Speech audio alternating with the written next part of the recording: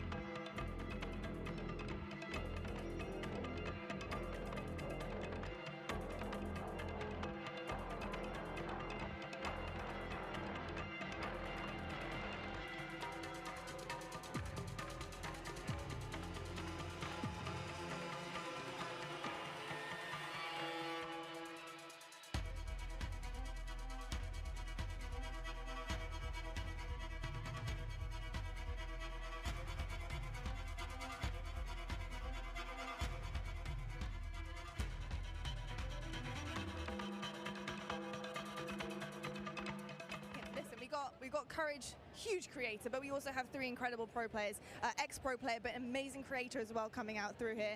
Modern Warfare 2, this is huge for you guys and for the rest of your career, of course. So going into your new season, what do you want out of this big game? Because this is massive for you guys. I'm a simple guy when it comes to Call of Duty. I just want to see the best COD of all time being played. And I personally think that MW2 will be the best COD of all time. Oh, yeah, it will. You know what? I think it will be. It will be. You know what? It will be.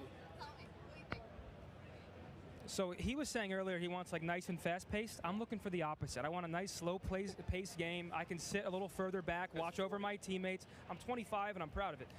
And I think it's going to be the perfect mix of both. Some good maps, some good fun. I get to beat on him for another year, and I get to hopefully beat his team. Lost by 1 round recently at the big one. So hopefully a good year ahead.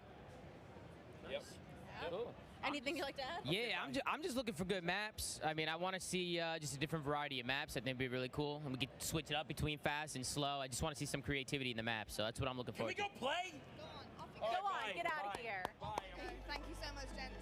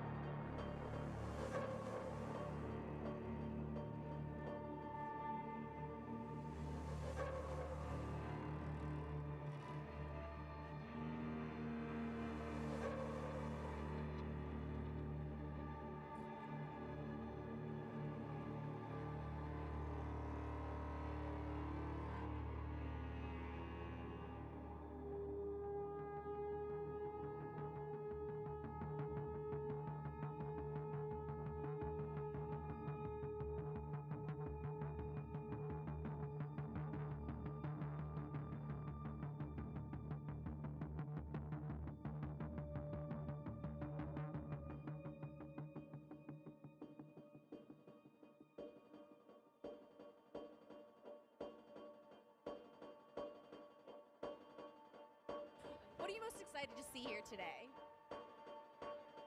Something I'm not excited for. I think honestly being able to see a lot of people who played online together finally in the same area after everything that's gone on and being able to get back together, like that's going to be a really fun time for people to be able to like see each other across the way. Now there's a lot happening, there's a lot being revealed, you guys are getting that inside scoop on it, but we've got Warzone 2.0, we've got multiplayer, so much going on. What is your game? What is your game on COD? You know, what are you looking forward to? So I'm a huge multiplayer search and destroy fan, so a little bit different than most people here. They play mainly Warzone, not that great at Warzone, but search and destroy, quickscoping, that's my thing. Okay, we love to hear that. And what about you? Also, search and destroy. That's how we met. Wow, so hardcore. Yeah, search and destroy all day.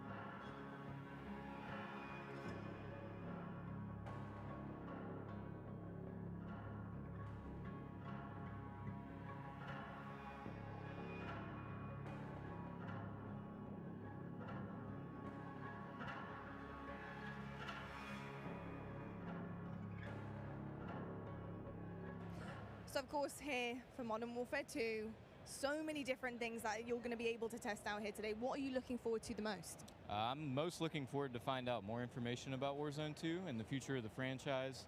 I think that Warzone has really helped adapt to a casual audience, whereas the CDL's been growing the more competitive side of things. And I just want them to see them, you know, be able to refine it, come in with Ricochet this time, not have any of the issues we did with Verdansk, and really be able to, you know, just hit the ground running this time. As we look ahead to Warzone 2, do you have any favorite memories on Warzone? On Warzone 1, oh yeah, I have some great ones. The end of Verdansk was probably one of my favorite things. I streamed for I did my first subathon. It was 7 days straight, and we covered the whole thing from the Easter eggs and all the things that told us what was going to happen to seeing the nuke actually explode. And I don't know if anybody keeps up with Modern Warzone, but I had been saying since Verdansk came out that it was going to be blown up by a nuke. So to see it happen was just euphoric for me. Nice. Well, I can't wait to see if your predictions come true for this next game as well. Thank you so much. Thank you.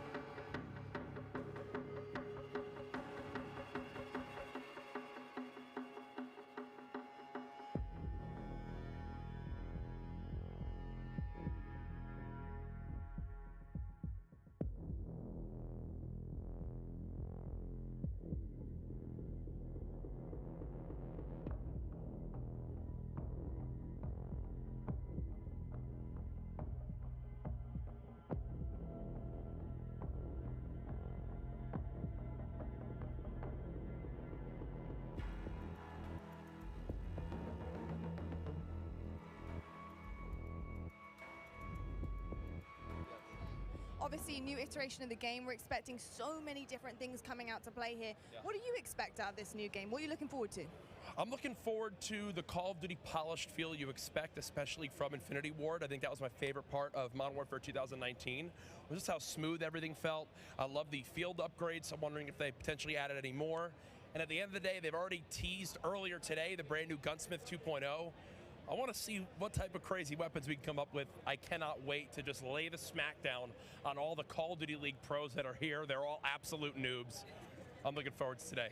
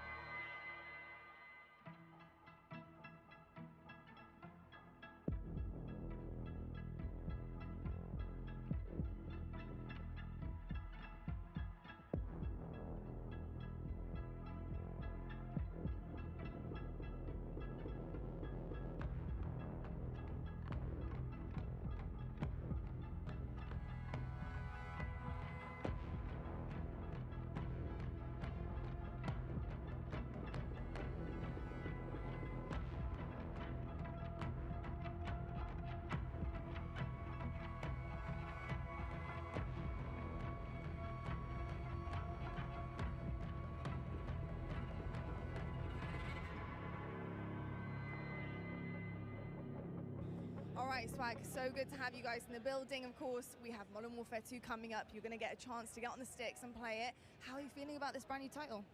Really good, man. I mean, MW2, the name itself has so much hype around it, and it's just so exciting to play a game. Infinity Ward is my favorite company to make the game, so I'm super excited. Amazing stuff. So, gents, how are you guys feeling? We've got Warzone 2.0. Our first event here, so I mean, we're really excited to be here. I'll pass the mic around. Okay. Anything you'd like to add? How are you feeling? I'm feeling good. I'm super excited. This is the first Call of Duty event. Like we said, this is our first ever event, that so I've been this is to, really so new to us. I'm really exciting. I don't know what to expect, but I'm just ready to play. You know what I mean? Any favorite memories from the original Modern Warfare 2 that anyone wants to share? I remember.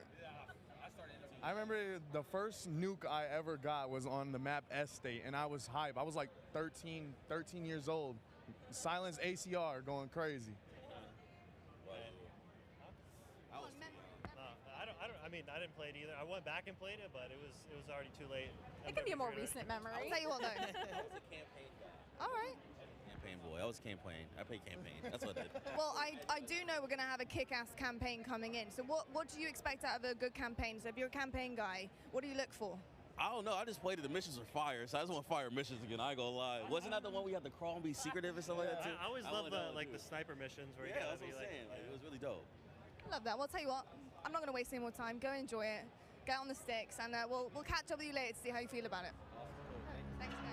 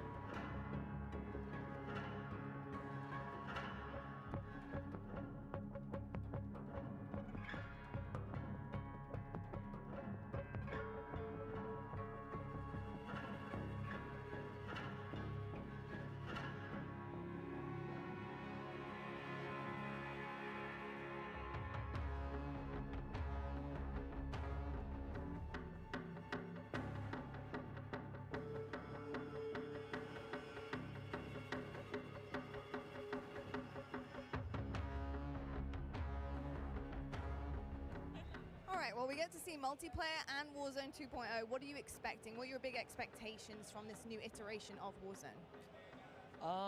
I'm excited. I'm excited to see the map. With Caldera, there was a lot of like elevation, and I liked in Verdansk how it was like a lot of buildings. So I'm hoping to see a lot of like buildings for like building fights because I'm a close range player. So that's what I'm looking forward to.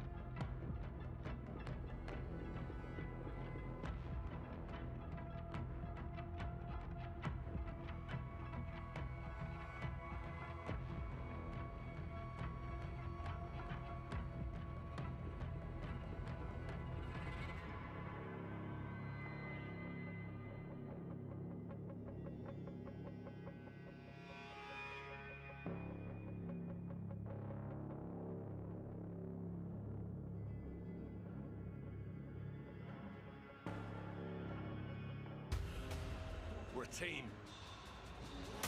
All of us. Let's go get him.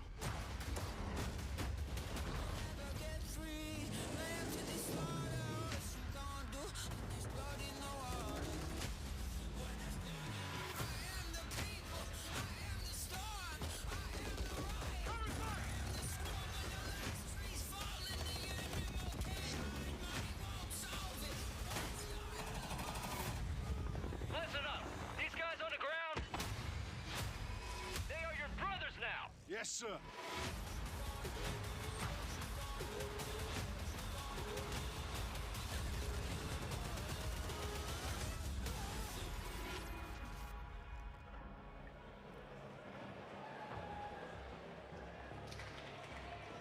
Hello, everyone, and welcome to Call of Duty Next. I am Johanna Ferris, the General Manager of Call of Duty, and I am thrilled to help kick off a truly significant moment, not only for the highly anticipated upcoming release of Modern Warfare 2, but a very significant moment for the future of the entire Call of Duty franchise. You see, over the last several years, we've experienced explosive and dynamic growth, and we've learned a ton along the way. And those learnings have fueled our ambition to deliver a wholly new, elevated player experience. One focused, of course, on delivering more fun and innovation, but also state-of-the-art tech advancements built to support a more connected Call of Duty community than ever before. So just know that what we shared today across Modern Warfare 2, our brand new Warzone 2.0 experience coming later this fall, and our designs to bring Warzone to mobile for players on the go are all certainly big news. But it's just the first chapter of a very bold, long-term vision that we carry to take Call of Duty to even higher heights in the years to come. Ultimately, though, we know that you, our players and fans around the world, will be the judge of all that. And it's why we are thrilled to be doing this on the eve of our Modern Warfare 2 beta, and to be here live in person with more than 200 of the biggest streamers and creators in all of gaming. They will finally get their hands on the true star of the show, the gameplay itself. So let's get right into it. It is my esteemed pleasure to introduce, alongside me, Patrick Kelly, co-studio head of Infinity Ward and the executive creative director of Call of Duty. Pat, welcome. Thank you, Johanna. It's so exciting to be here with all of you. It's been such a journey to get to this place. You know, on the franchise, I always get asked by people, or regularly get asked by people, what are the areas you focused on improving, or what are the areas you innovated on? We worked on improving and innovating on every area of the game. It always comes back to gameplay. Gameplay is king. But I could go on and on. Things like third person, things like where we've innovated in the space of Battle Royale. We've got an all-new mode in DMZ that has large player counts along with massive player counts of AI. And it goes on and on and on. We've got mobile connected with progression and everything else across all of the games. And it just goes on and on. But you know what? It all comes back to one thing. It comes back to fun.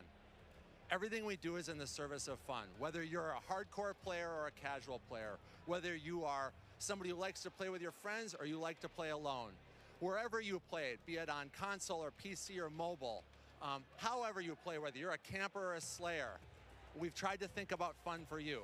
And hopefully today you're going to see that and play that, and fun is what you come away with. Absolutely. You know, fun is definitely what we're going to be heavily focused on. And I'm particularly excited about some of the social features that are coming as part of this launch. Things like proximity chat and new gulag twists. There's definitely going to be instances where players will interact not only with their own squads, but may even have to work together with other players in unexpected and pretty fresh ways. We've already seen some hilarious interactions, in fact, during play sessions, and I can't wait to see how these new ways to connect evolve over time. Now, Pat, what can you tell us about weapons? Oh, wow. So we've completely innovated in the area of connecting you, the player, to your instance in the game, making you feel more in the game.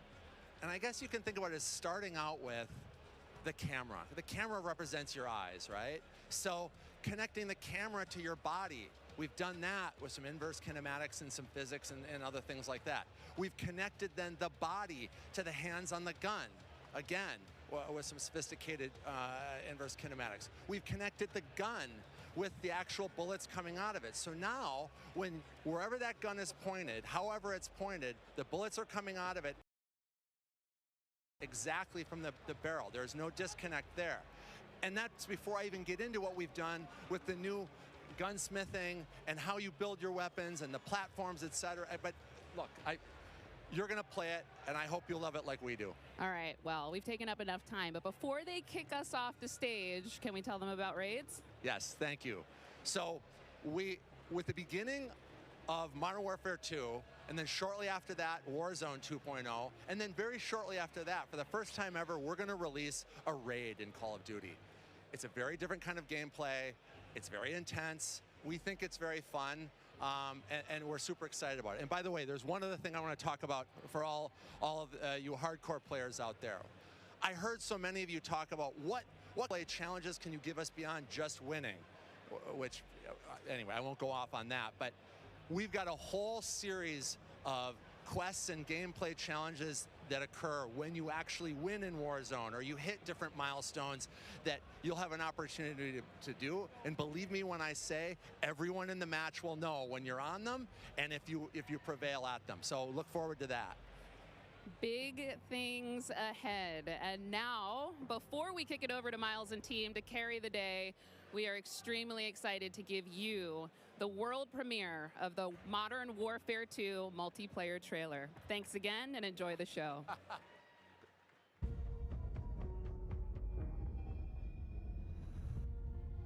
We got intel reports of Hassan and the cartel forming terrorist cells all over the globe.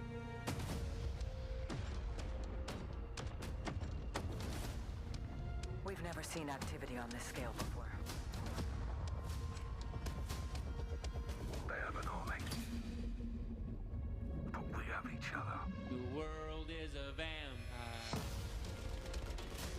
Hold you out to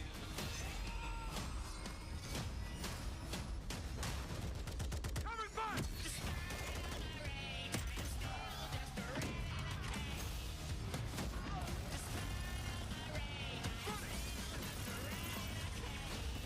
locate the prisoners and move them to extraction.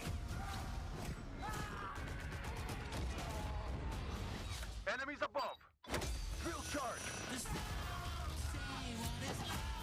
Eyes on the hostage. You're gonna be okay. Hostage secure. Sniper, on cover!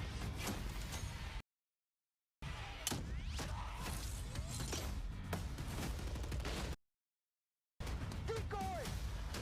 Gotcha. Despite all my rage, I am still just ready to play. Airstrike. Cover! Do not let them cross the border. Take him out!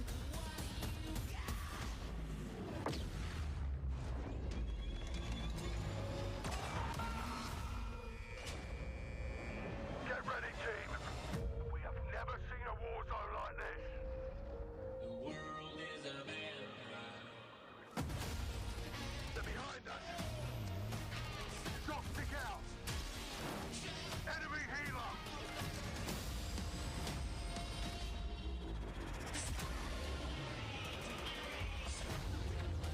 Take out that boat!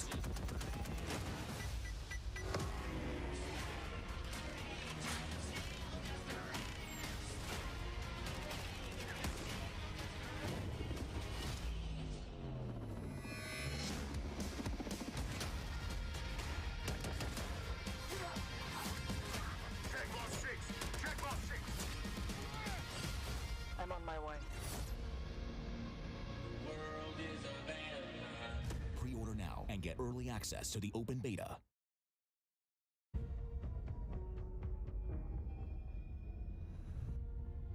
We got intel reports of Hassan and the cartel forming terrorist cells all over the globe.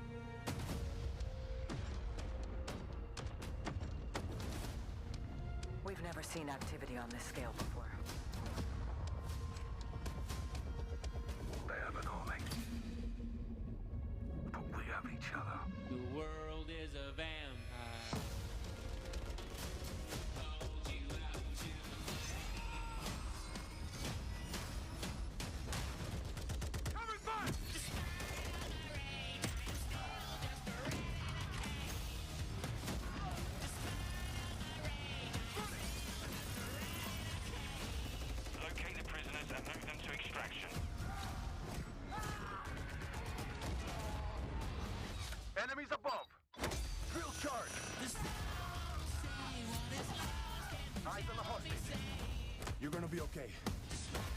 Hostage secure.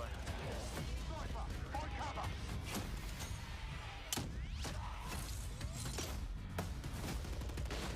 Keep going. Gotcha.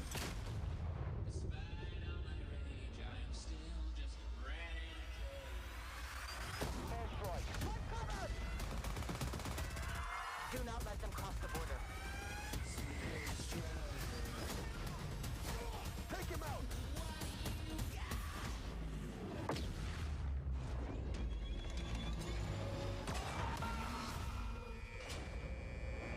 Get ready, team.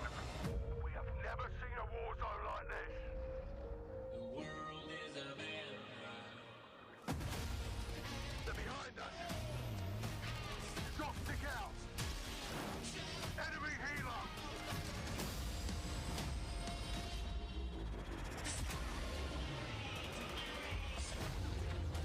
Take out that boat!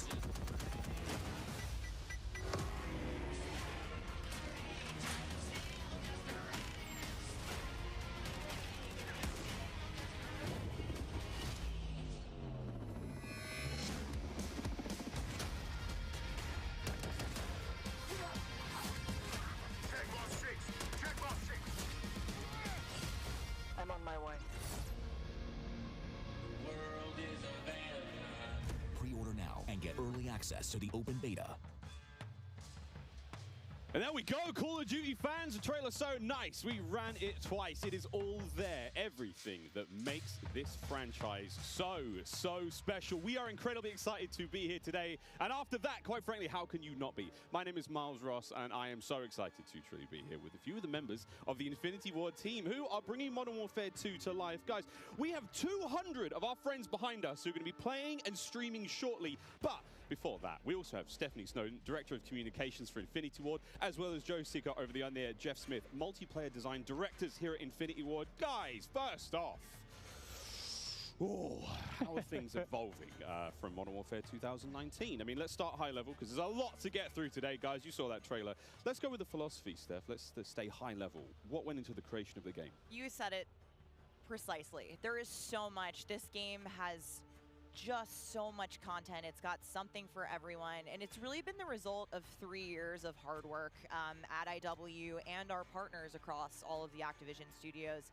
And so much of that work started with you guys at home, the community, the fans, our creators here, and that conversation and feedback from 2019 is really been a core piece of what Modern Warfare 2 is. And it's a dialogue that we hope to, continue, especially here today. Well, we've got so much in store with this MP experience, and people like Jeff and Joe here, who I am honored to work with, and their experience on this franchise, we're in good hands. Indeed. Okay, so Jeff, well, I don't know where to start anymore. Let's set up what Modern Warfare 2 multiplayer is all about. And let's stay high level for now, because there's a lot of details, friends, juicy details. Sure. I mean, when you come into making a sequel, it can be kind of tricky. What do you keep from the previous game? What do you get rid of? And where can you add new things in and not mess up this kind of nicely balanced ecosystem that we had? And so we came up with a few methods, one of them being player behaviors. And I say behaviors and not play styles. I think a lot of people will say play styles, but that can kind of change during a match. But behaviors are more ingrained in how players play. And we just put them into 3 big groups. We call them rushers, which are just aggressive players. They just want to find the action and go. And then we have sentinels, and these are defensive players. They want to just kind of hold down a building, maybe keep a overwatch. And then we have stalkers, which are reactive, and they kind of hang back and try to read the field and read where spawns are. And really, we just kind of use these as filters to keep us honest with the content that we're making. So that we're making enough toys and equipment for players to be successful playing our game. Sounds like a lot of fun. Stephanie, what are some of the new features coming to multiplayer, some of the new stuff that you're most excited to talk about? Oh boy, there are a ton of new features to dive into with this game, but we really pushed forward even the most fundamental aspects of what makes a Call of Duty game with Modern Warfare 2, and it's been really amazing for me to come on board this past year and see these innovations coming to life, to hear Jeff jump into, breaking down the 1v1. And personally for me, water Our water, I've seen the memes. We love water. It's really hard to make in games. But the aquatic combat, some of the things you're able to do with vehicles in the water, I think that level of immersion is really going to speak to fans and has been something that I've really enjoyed playing the last couple months. Aquatic combat. Steph loves to swim. Joe, sure can we go into some details about our water-based adventures in MW2? Yeah, I mean, last game we really wanted to add water, and we knew we didn't have time, right? So in Verdansk, we froze the rivers and we made the outskirts just a kill trigger. In this game, as soon as we started Modern Warfare 2, we leaned into water, both visually, beautiful caustics, there's waves with white caps, but we also, the gameplay side, there's unique ballistics underwater. You only can use certain weapons underwater. Your pistol is your weapon underwater, otherwise you can't use your primary weapons. But it's also a nice cover or evasion mechanic. If you're getting shot at, you can dive into the water, and as you get deeper, it gets murkier. Like the farther you are from something, you can't see it. And so it's been super fun for us to dig into water and really flex on what water could be in Call of Duty. And you saw the boats and the mine that floats, and every piece of equipment has been filtered. Like, how does it work through water? Like, we had to look at everything in the game and say, how does it work in water? What's the best version? Our vehicles will just slowly submerge. Yeah, really would, instead of blinking out. Yeah, everything. Yeah, a lot of details. The behaviors are awesome. Oh my God! Well, I can't quite wait to literally dip my toes into those waters. But guys, let's not forget about the ground and the air. Like, I mean, what else is going to be coming to the movement system? Joe, what do we got?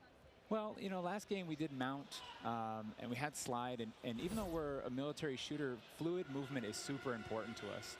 So this game, as you saw in the trailer, you can see here on the video, we have a new ledge hang mechanic, and that's essentially a high mantle. But instead of doing a high mantle and throwing yourself up over into combat, you can now peek. If you have a pistol, you can pull that pistol out and use that. We also added a dive. You know, last game we had the slide that kept your gun up, but we really wanted players to have an option where if they're getting shot at, they don't know where they're getting shot at, they can get down, get out of fire. But the other really cool thing is the dive's just high enough to let you get through a window. And so if you throw a grenade up into a building's second story, often you'll see players, you know, like rats leaving a ship, diving out through the windows. And it's just another option for players in combat. Yeah, and all of these dynamic movements mean you can interact with vehicles specifically in a very cool way. I'm going to save some of that gas for when we get to Warzone 2.0, but it's really exciting. All right, vehicle details to come. But now, guys, let's talk about equipment. Obviously, Call of Duty, crazy sandbox, a lot of cool toys to play with. Joe, what are some of the new dynamite new items that we're going to be throwing at each other and equipping and using and all sorts in the next game? I mean, you saw some cool stuff in the trailer. You saw the drill charge, you saw the shock stick. One of the other cool ones you saw is the inflatable decoy. And this is a mine that you can throw out, and it basically sits there, and if a player gets close to it, it auto-deploys and basically inflates like a car airbag going off. And it faces the person that triggered it, and so it's a great distraction technique. You can also fire it off with a clacker if you want to control when it goes off. You can throw it in water, and here you just saw the DDoS.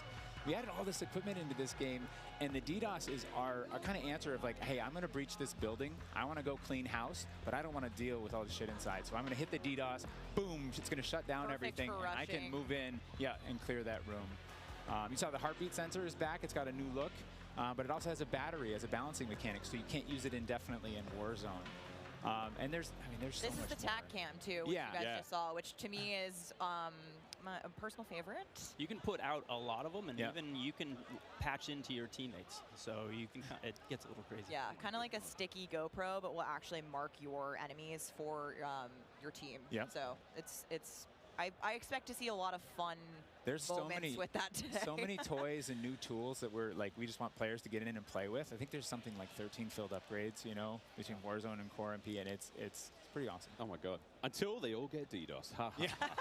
All this talk about equipment, it reminds me. I mean, that's one element to look at now, but we've also got Gunsmith, brand new Gunsmith.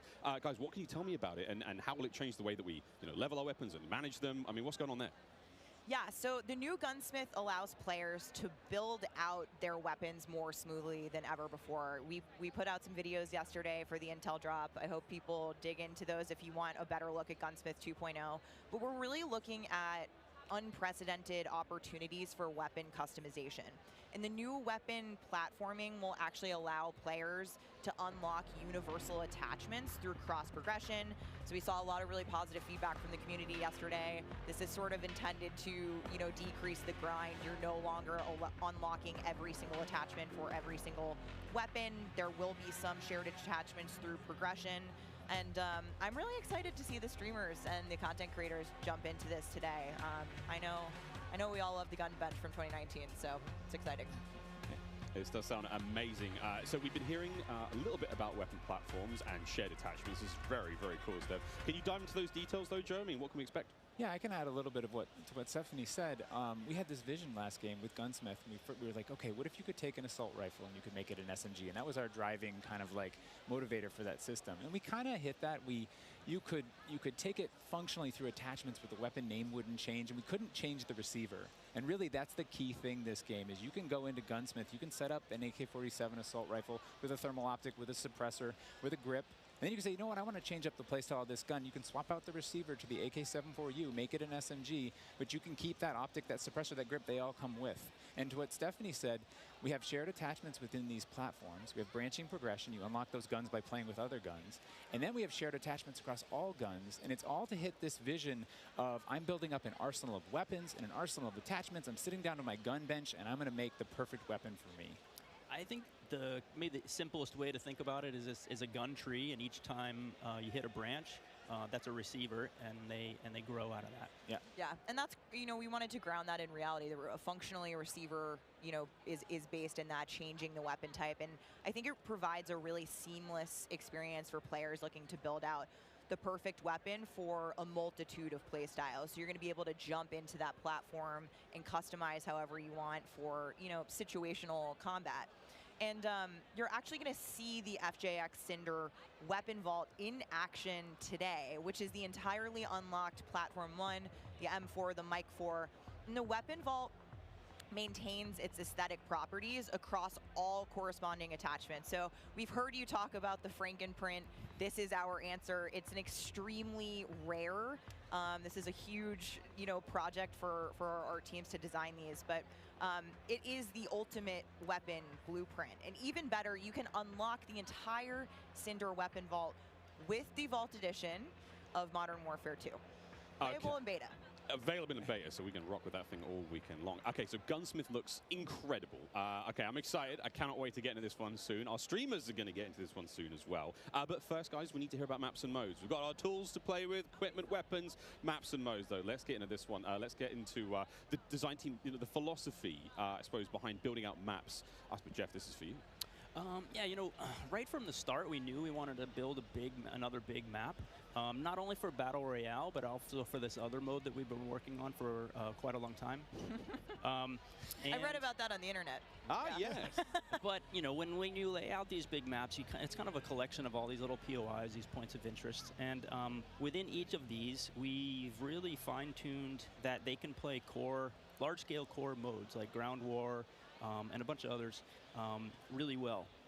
And so, stepping back from this large map and looking at how much open world sandboxy gameplay that we have, we looked back at our 6v6 maps and really tried to refine and make them a tighter experience to contrast all this big world kind of exploratory gameplay.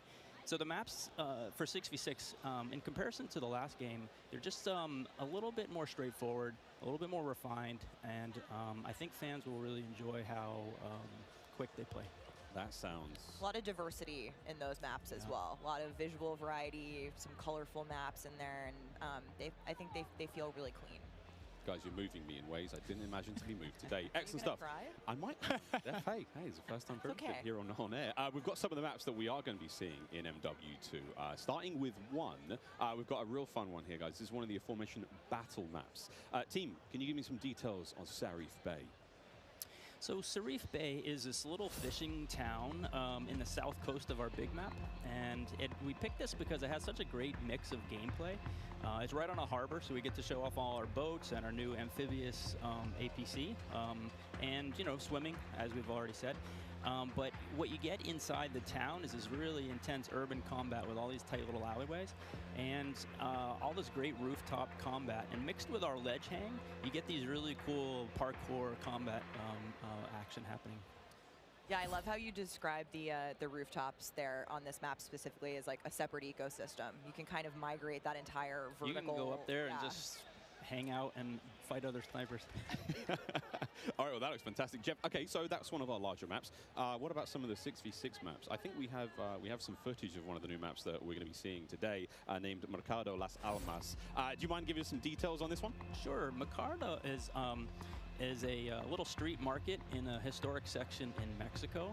Our story behind this is, the authorities have some intel that narcotics are being smuggled out of a warehouse, and they're going in trying to find and seize them. This map plays really fast and a lot of action right down that center lane. The Mercado is a very dangerous neck of the woods, so watch out when you're playing in the beta. It plays fast. Cannot wait, really cannot wait. Looks fantastic, and again, interesting to see how that ties into campaigns and whatnot. All sorts of fun and games ahead of us. Looks amazing. Battle maps, core maps, 6v6, all this looks fantastic. But let's go back to modes. We've seen some maps. What about the modes being played on battle maps? We will have the return of Ground War, but we've got a new large-scale mode that you've alluded to, right? Let's talk Invasion. So Invasion is it's a big war map. It's Big War TDM, or we affectionately call it the shipment of Ground War. It's 20v20 players, but there's also 20 AI on each team. AI are coming in fast roping. They're coming in on medium birds. And it's this high action mode. It's super fun, but it's also really chill. The announcer's not barking at you. He's not saying like, hey, get to B, they're taking C. You can kind of play it how you want to play it. You sit up on a rooftop and snipe. You can grab a shotgun and go room clearing. If you push too far into the enemy's base, AI will come hunt you. But we've also been really conscious of where we put AI in multiplayer. We didn't put AI in kill streaks or anything like that because we don't want AI showing up in search and destroy. We don't want AI in domination. This mode, though, however, was built for AI, and it's a super fun mode. Can't wait for people to try it. Kind of a funny aside, we took the name Ground War from a playlist in MW2, and that was just large-scale TDM and DOM. And we kind of did the DOM in the last game, and now we're able to add kind of the sandbox TDM, and so we're kind of completing the cycle of that old playlist. Yeah. Well, this large-scale stuff looks amazing. This looks so awesome. And okay, so what about the new 6v6 modes? Let's keep dialing it in closer and closer. Steph, what have we got? Yeah, so we also have 2 new 6v6 modes that you're going to be seeing here played today, and they will be in beta in Prisoner Rescue and Knockout. Prisoner Rescue. Okay, let's go into Prisoner Rescue first, Joe. So Prisoner Rescue is an attack and defend mode. It's a round-based mode. The defenders have 2 prisoners. They're kind of spread out, and they need to keep hold of them. The goal of the attackers is to get to those prisoners, pick them up, and carry them to exfil. When you pick them up, you enter what's called a wounded carry, where they're up on your shoulders and you can't use your primary weapons. Instead, you have to use a pistol if you brought it, or you're just stuck with fists. But the way that we give the attackers an advantage once they grab that prisoner is they get a radar sweep for their team, so they can call out where the defenders are. And the objective icon over the prisoner goes away as soon as they scoop them up. So now the defenders have to basically rotate back to the exfil and set up defensive positions. And it's this heart-pounding, adrenaline-pushing like mode once you grab that prisoner and try and get them out. That hero run to exfil is definitely big S&D energy in this mode, which resonates with me in my time in esports. So this is my personal favorite of the new ones, and also sort of the strategic revives that happen. There is a revive mechanic, and so you are able to pick up your teammates, and I've seen some pretty wild comebacks in our playtest so far. It was a lot of fun. We got to play a tiny bit yesterday. It was amazing. Incredibly fun, and I know the community is going to love diving into it over the next week. Okay, I can hardly believe that there's actually a lot more content to get through, but there's one more thing I have to bring up. I have the honor of officially announcing that third-person view is finally coming to Modern Warfare 2. What are the details behind this one? We got a little teaser of it on stage from Partager, but what are the details? Yeah, you saw a little hint of it in the trailer, too. It's been a pet project for us, right? We've always wanted to do third-person, and all while we're working on all this other stuff, we've been kind of lifting up and doing third person in each mode. And the cool thing is that it's a modifier on our game, right? We can just turn on third person. In the beta, we're playing it in Hardpoint, but we want to try it post-launch in S&D. We want to try it in BR. And we have camera work. The camera collision's been reworked. It handles tight spaces. There's a water camera. There's an interior camera. You can feel the weapon shake when you're firing with it. And it's just, we've put a lot of work into it, and we're excited for people to give it a try. Incredible. I can't wait to see what third-person COD feels like in 2022. Sexy skins and everything. This is a lot of information, Steph. There's a ton here. I tried to warn you. They're delivering a lot of new features for you guys to try out ahead of release. And I said we were going to be bold with this beta, and we are, but there's even more to come at launch. So this is just a taste. How is this just a taste? How can there be even more? I mean, we haven't even got to Warzone yet. We're not even okay. Okay, so what about this year's third mode? So I'm happy to say that Special Ops will return as our third mode and will be focused on 2-player missions, asymmetrical in game design. So think 1 player on air support, 1 player on the ground. And I think the OG fans will be really excited because we've looked at, you know, some of the iconic Modern Warfare missions like Overwatch and really tried to implement some of those themes into the design. So we'll be talking more about Special Ops in the months to come. Steph, you're saying I should be looking now for a Special Ops partner. Sitting right next to you. Yes, you are indeed. Well, I'm all set then, Stephanie. I do believe we have one more surprise for PlayStation players out there. What's that? Indeed we do. Let's roll the clip.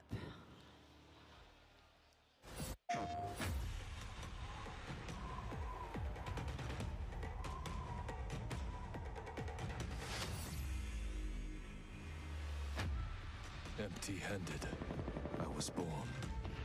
Empty-handed, I will ascend. Blade or bullet, fist or bow. Spear, stone, or arrow. These are merely tools. I am the one to fear.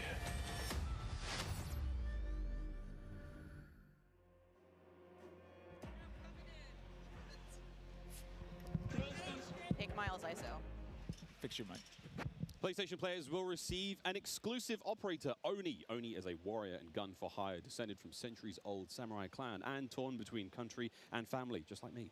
This is such an awesome-looking operator, guys. Oni is going to be playable on day 1 for all who pre-order through the PlayStation Store. Plus, he comes with a high-level weapon blueprint, playable in multiplayer and Warzone 2.0. Steph, badass. Oni is awesome. I myself am a PlayStation player, and so I will be becoming Oni main day 1 for this game. And it's been really awesome to see our narrative team building out his lore, really bringing this operator to life with the creation of his backstory, his motives. And I think the art team absolutely crushed it with this skin. He is so cool looking. All right, Stephanie, we keep talking about all the things that we have to look forward to, but we are missing quite a big one here. We're missing the start of the beta. So for anyone who wants to get an early first-hand look at Modern Warfare 2, and trust me, you definitely want to, it is immediately available around the corner. For PlayStation players who pre-order any version, early access to the open beta starts tomorrow. So make sure you are preloading right now. Now, also check out your screens, since here's exactly when you can play the beta on your platform of choice. But don't forget, friends, it's also definitely worth noting that if you pre-order the Vault edition of Modern Warfare 2, you get to use the red Team 141 Operator Pack and the FJX Cinder Weapon Vault in the beta, in addition to being able to earn in-game rewards for playing all sorts of cool swag. And don't forget that if you digitally pre-order Modern Warfare 2, you also get up to a week early of campaign access. So wait, campaign a week early. All right, folks. Early. I hope you enjoyed that first look at Modern Warfare 2's multiplayer. Don't forget, you're going to get to see it live and in action in a few short minutes with our crazy set of streamers here, 200 plus here, and ready to rock and roll. But first, we'll be right back to show off the world premiere of Warzone 2.0. Don't go anywhere. Call of Duty Next, brought to you by Mountain Dew, official drink of Modern Warfare 2. Little Caesars, a proud partner of Call of Duty Next and Modern Warfare 2. HyperX, official peripheral partner of Call of Duty. Play like a pro on the big screen with 144Hz VRR and AMD FreeSync, now on TCL 6 Series TVs. Prime Gaming. Visit gaming.amazon.com today and start claiming your free content. It's about to be a classic. We have 200 creators here on site, marching down the green carpet with one mission in mind: to be the first players to play Call of Duty Modern Warfare 2. And there is so much in this game. There is almost too much. This is like one of those days where I enter and my hopes are so high. And what are you looking forward to most when it comes to Warzone 2? Prisoner rescue. I'm looking forward to using that inflatable soldier decoy to mess a lot of players. Kill streaks, I think. I'm honestly here just to learn as much as I can to prep for Altnet of Optic, because those guys are very old now. So maybe some OG maps coming back. A map that everyone can play. Honestly, give me a broken shotgun. What's your favorite game mode and Mountain Dew flavor combo? Search and destroy Code Red. Capture the flag, Code Red. If I'm going hard with the boys on a long night at S&D and I'm trying to get some nasty in-game comms, I'm drinking Baja Blast all night. Terminal or high rise? Easy terminal. Ooh, terminal. Most people have terminal nostalgia. Terminal. Terminal, 100%. I just replayed that recently and I realized that spawn trapping is horrendous. Easy. Strike. High rise. High rise. Terminal. What's your favorite flavor of Mountain Dew? I've grown up on Code Red, so it's still Code Red for me. Honestly, I like the basic one, just Mountain Dew itself. Dang, I was going to pick Code Red too. Can I get a second one? All right. Baja Blast. Starting October 17th, unlock dual double XP, COD points, and also an exclusive Mountain Dew skin in Call of Duty Modern Warfare 2 when you buy specifically marked Mountain Dew. You thinking you getting me? Is you kidding me? Ripping everything that I'm seeing and never show you.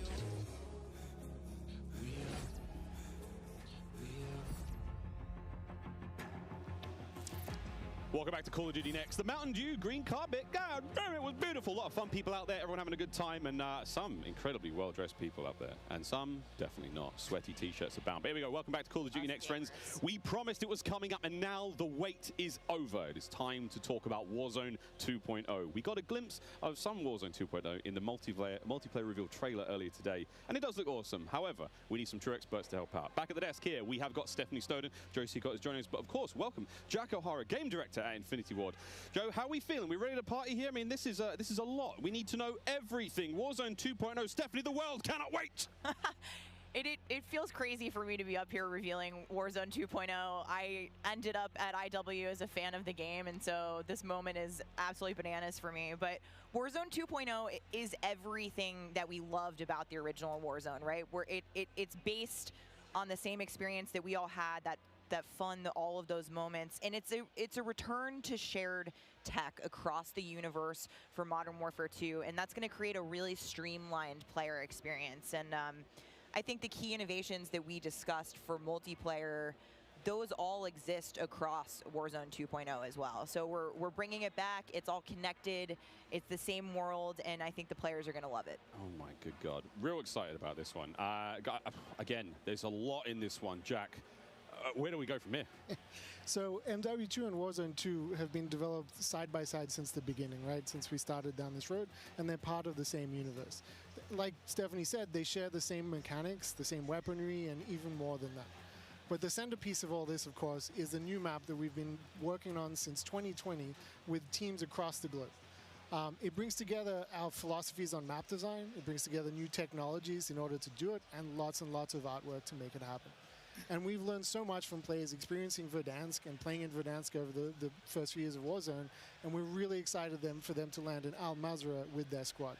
There's a wide variety of points of interest for players to explore in this map, and we're really looking forward to seeing everybody in there. Oh, here we go, a brand new map to explore and traverse. I cannot wait. Stephanie, let's take a look. That's right, Miles. Welcome to Al Mazrah. This is our new map for Warzone 2.0. It is a really interesting mix of geography. It is expansive desert settings with a mix of industrial areas, towns, a city, and of course, water. It looks way better on this screen than it did on Twitter. But you're gonna find a lot of really cool elevation, rocky peaks, caves, subterranean spaces. This map is beautiful, and it's actually the biggest BR map that we've ever made. And I am so excited for all of our streamers here to jump into Al Mazrah later today. It's huge. Look at the size of that thing. Okay, so that was a big picture, and it's a great way to see it from a sort of top-down layout. But let's take a better look at some of these points of interest. So when we set out to create these spaces, the team works to make it feel like a real space, right? So that there's infrastructure in between all the different, what we call points of interest along the map. And if you're paying attention, you might even see a few that seem pretty familiar out there as well. And so as the team works through these, they're trying to find some variety on each point of interest to make them something that the players will want to drop in and get the particularity of that single point of interest and find the place that they want to drop and where they want to play, whether it be a high elevation observatory at the center of the map, whether it be the big city that's up the top right, and whether they want to explore that, or whether they want to work in some of our POIs where we have water intersecting with geometry here. So we have in this one... Ooh, that looks familiar. That does seem familiar. And there's a river system that goes through all of this. So you'll be able to catch in a boat and drive between the different POIs. And here's one of our favorites, Sawa Village, which is... That's my favorite. Colloquially called Sunken Town. I mean, I love to swim, so you find me there. Absolutely. I'm curious what you guys think, Jack and Joe, on what the hot drop will be today, right? We've been talking about this the last couple of days. This is our first time seeing other people who are not us play Warzone 2.0, and so I'm just very curious where you think everyone's going to immediately drop today. I think some people are going to drop to Observatory just to go back to home, you know, go have some fun. They're coming home. It's always nice you're moving through the map and you kind of hit a spot and you're like, wait I've been here before. I know what this is. You have all these flashbacks. Yeah, there's a lot of nuggets in there for some old Modern Warfare fans. Yeah, I'll say Corey. I think that's gonna pop off. I think people will land around the edge so they stay in as long as possible in this match. But smart. We have some news for our edge of the map players coming up. Ooh, all right, guys. Well, the map looks absolutely gorgeous, and I can't wait to watch our streamers here drop in early in an alpha build later on today. Okay, so moving on to the gameplay, we've got this beautiful space to play in. How do all of these multiplayer elements we've talked about a little bit earlier, how do they fit into Warzone 2.0? I mean, the super simple answer is all the stuff we talked about in multiplayer, the stuff you saw in the multiplayer trailer, that's all in Warzone, right? It's all integrated. So that tactical camera works in Warzone, that decoy mine works in Warzone. Like, it's all of it's been built from the ground up for both. The slide, the dive, the water, like... More swimming. Yeah. Oh. This is a great taste of some of the water combat. I can't wait to go full Captain Miller, you know, Apocalypse Now coming out of the water, knifing people. I mean, this just looks... Yeah, the rendering team made some work, so you come out, you're looking all wet. Yeah. You see the caustics on the bottom. Yep. I'm not even sure what caustics are. I have no idea, but it sounds great and it looks incredible. You can see the armored patrol boat coming by there with its 2 turrets. There's some cool stuff. So I'm glad you brought up vehicles. Steph, you touched on vehicles a little bit earlier. What can we talk about? You know, we've seen boats, we've seen tanks, we've seen all sorts, Jack. What have we got? So we've implemented a new physics and handling model for the vehicles. So some vehicles are heavier, some will slide more, have more traction or less traction. And as you're driving them around and you're encountering them and other squads are playing with them, you can choose to shoot off the tires to kind of impact their handling. You can have them, they react to explosives differently based on their weight. So if you're in a heavy armored 4x4 and get hit by an RPG, it's going to kind of bounce a little bit, but not quite take the hit as a small sedan. You can also choose with your squad to be rolling into a POI and somebody jumps out on the roof, somebody leans out the window, and suddenly you got yourself a lot of firepower driving into the POI. Of course, that vehicle needs to survive for quite some time in the map if you want to keep using it to go from point to point. And vehicles will run out of gas, or at least most of them will run out of gas, and then you can bring them to a gas station to fill them up. If your tire's been blown up, you can get out and repair it, or you can bring it to a gas station to get repaired as well. And of course, we've got, you know, water vehicles. We've got a small boat. We've got the boat that Joe mentioned with the turret at the front, turret at the back. So you can have that little moment cruising up the river with your whole squad ready to rumble.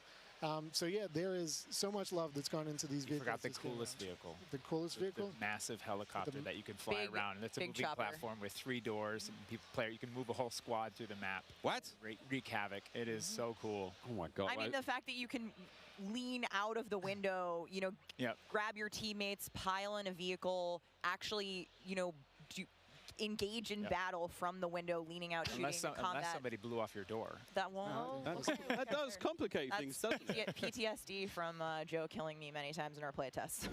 Well, I hope the gas prices in Almaz are okay. I feel like there's a lot going on in Warzone 2.0, and my head is quite frankly spinning. What other massive changes have we got in store? Because it feels like there's so much that's changed. Is it still a gulag? Do we still have circles? Is it still gas? I know there are guns, but do we shoot them? What's happening? What do you want to jump into first? Oh, Stephanie, go. We've made some pretty sweeping changes, I think, to the high-level components of Warzone 2.0 to continue providing players with both a dynamic and rewarding VR experience. But Warzone 2.0, you're going to hear it over and over again today. It's about fun. This is about playing with your friends, having fun, friends new and old. Maybe you're making them in game. And I think one particular feature that I cannot wait to see the streamers engage with will be our prox chat. Yes! So it's coming. It will be in Warzone, and there's going to be some amazing clips. But I think Joe can tell us a little bit more about looting in Warzone 2.0. I'm listening to that. The streamers love prox chat. They're like, yes! In looting in Warzone 2.0, we still have the humming crates. You can still travel around and listen for those. We still have the loose loot on the ground, but we wanted to add a layer of learnability and logic to our looting, right? So if you're outside, if you're a little kid, you fall down, you hurt your knee, and your mom's going to go inside, go to the medicine cabinet and get you something a Band-Aid, Neosporin, whatever. So that's our looting. If you need health items, you can hit a bathroom in a building and there'll be a medicine cabinet. You can open it up. If you want to get loadout items, there are these hidden caches throughout in between the POIs that are in ground, and you can memorize where they are because they're always there. So you can kind of start to develop these paths through the map of how you loot. And there's this logic applied to looting. You can find toolboxes that'll have grenades and things in them. And you find these other crates that are kind of like, it's as if the military that occupied this space came through and dropped off military items. Those crates are always there. So you can always have this reliable layer to looting. Incredible. This sounds really exciting. We go on a road trip through Al Mazrah and quite literally have a route we plan, hit the gas station, pick up gas snacks. up. Yeah, pick up snacks, pick up ammo and all sorts. Okay, cool. So what about circle mechanics? I mean, this is obviously a huge component of BR's, Joe. Yeah, I mean, the circle's been a staple of BRs. It's been really hard to move away from it. So we kind of talked about what could we do to mix things up with the circle. So we've got this new mechanic where the circle can actually split, almost like a cell splits, into 2, 3, or even 4 circles. And then those circles kind of close down. And what it does is it segregates teams, and you have these micro battles in those circles. And at a certain point, you're like, okay, we've cleared out our circle. We think we're good. And then those circles merge. They come back together, and you have this very directed fight of like, as the circle's moving, you're like gearing up in buildings. You're like, here we go. It's about to kick off. And as soon as those circles hit, you have that final fight. So it's another kind of like twist in the gameplay that we feel like is a cool world event that would happen. Like, oh, the circle's splitting. We need to do X. Crazy. Get in the car. We're going now. Go. All right. So apart from circle splitting, what about the Gulag? Is that still around? I mean, there's so much change, man. I mean, I'm ready for it. But Joe, what do we got? The Gulag, we've been experimenting with. We've tried some crazy things with the Gulag. But the current version of the Gulag that we have running right now, where we're excited people to play, is you're not in there alone. You actually have this temporary alliance with another opponent in the map, and you have to work together, and if you can defeat the other team, you can get out. And after that, you guys are enemies again. But for that moment, it's like, all right, we need each other. Let's do this. You use the proximity chat to talk to each other. And the other thing we've been playing around with is you may see a little bit of an AI presence in the Gulag. So you have to be on your toes. Like, you're working with an enemy. There might be an AI here. You're picking up weapons. And we're excited for people to try it. And we're going to get feedback today, too. And like Joe said, we've been through some pretty wild iterations of the Gulag, which I will not reveal here. But there's a lot in store. There certainly is a lot in store. Jack, I have heard of a new concept coming to Warzone 2.0 called Strongholds. That will include AI that may impact how players get their weapons, etc. Can you clue me into what that's all about and if it's even true? Absolutely. So strongholds are reinforced buildings that the AI is occupying inside Al Mazrah in BR. And the players can choose whether or not they want to engage with them and assault them to get cool rewards, including free loadout items, which is one of the new ways that we're adding for players to get their hands on their best weaponry. We've worked really hard to bringing AI at scale into Warzone 2, and you're going to encounter them in multiple modes in different ways. In BR specifically, they're in these strongholds, and if you get to a stronghold, you can find the location of a black site, which is going to have even cooler stuff in it, and you can fight your way from one to the next. But in other modes, you're going to find the AI occupying large portions of the map and just kind of protecting different POIs in different ways. Unreal. Okay, so we've all heard the rumors that Warzone 2.0 is going to have some very, very interesting new modes. Would you care to confirm or deny Stephanie Snowden? It's finally time. I have read about some new modes on the internet recently, but one of the most exciting things about Warzone 2.0 is confirmation that an all-new sandbox experience is coming at launch. I am happy to announce DMZ. Call of Duty's Extraction Mode will arrive with Warzone 2.0 at launch later this year. I played DMZ for the very first time on my first day at IW, and to this day, playing it nonstop, the possibilities with this game mode blow my mind. So DMZ. I can also confirm that DMZ is real. But we're not going to go into depth on it today because we do have to keep some stuff in reserve. What I can tell you, though, is we've created a rich sandbox where you can define your own win condition. You infiltrate Al Mazrah, you accomplish your goals, and then you decide to extract when the time is right. It is played across the whole map, and the AI is occupying large sections of the map, and they are lethal opponents, and they do command your respect. You have to watch out for them. You have to work with your team. They patrol areas, they occupy strongholds, and they'll reinforce based on players' actions. And then on top of all this, you can choose which mission you want to accomplish, or you can chase after a variety of activities in the world. And you can play this differently depending on your playstyle. You can go loud, like I always do. You can go quiet, or you can hunt other players or avoid them entirely. Or you could just decide, hey, I'm going to explore the secrets of Al Mazrah and see what's there. Loot up, exfil, it's totally up to player choice there. And I'm really excited about the full scale of what we're delivering for this chapter. And we want players to have an amazing experience in Warzone 2.0. We've been listening to the conversations in the community, specifically around small maps, Ricochet, anti-cheat, ranked play, and beyond. And trust me, although we're touching on some of the core updates to the overall Warzone 2.0 experience today, and mostly focusing on BR, there will be more news to share over the coming months. This is only the beginning for Warzone 2.0.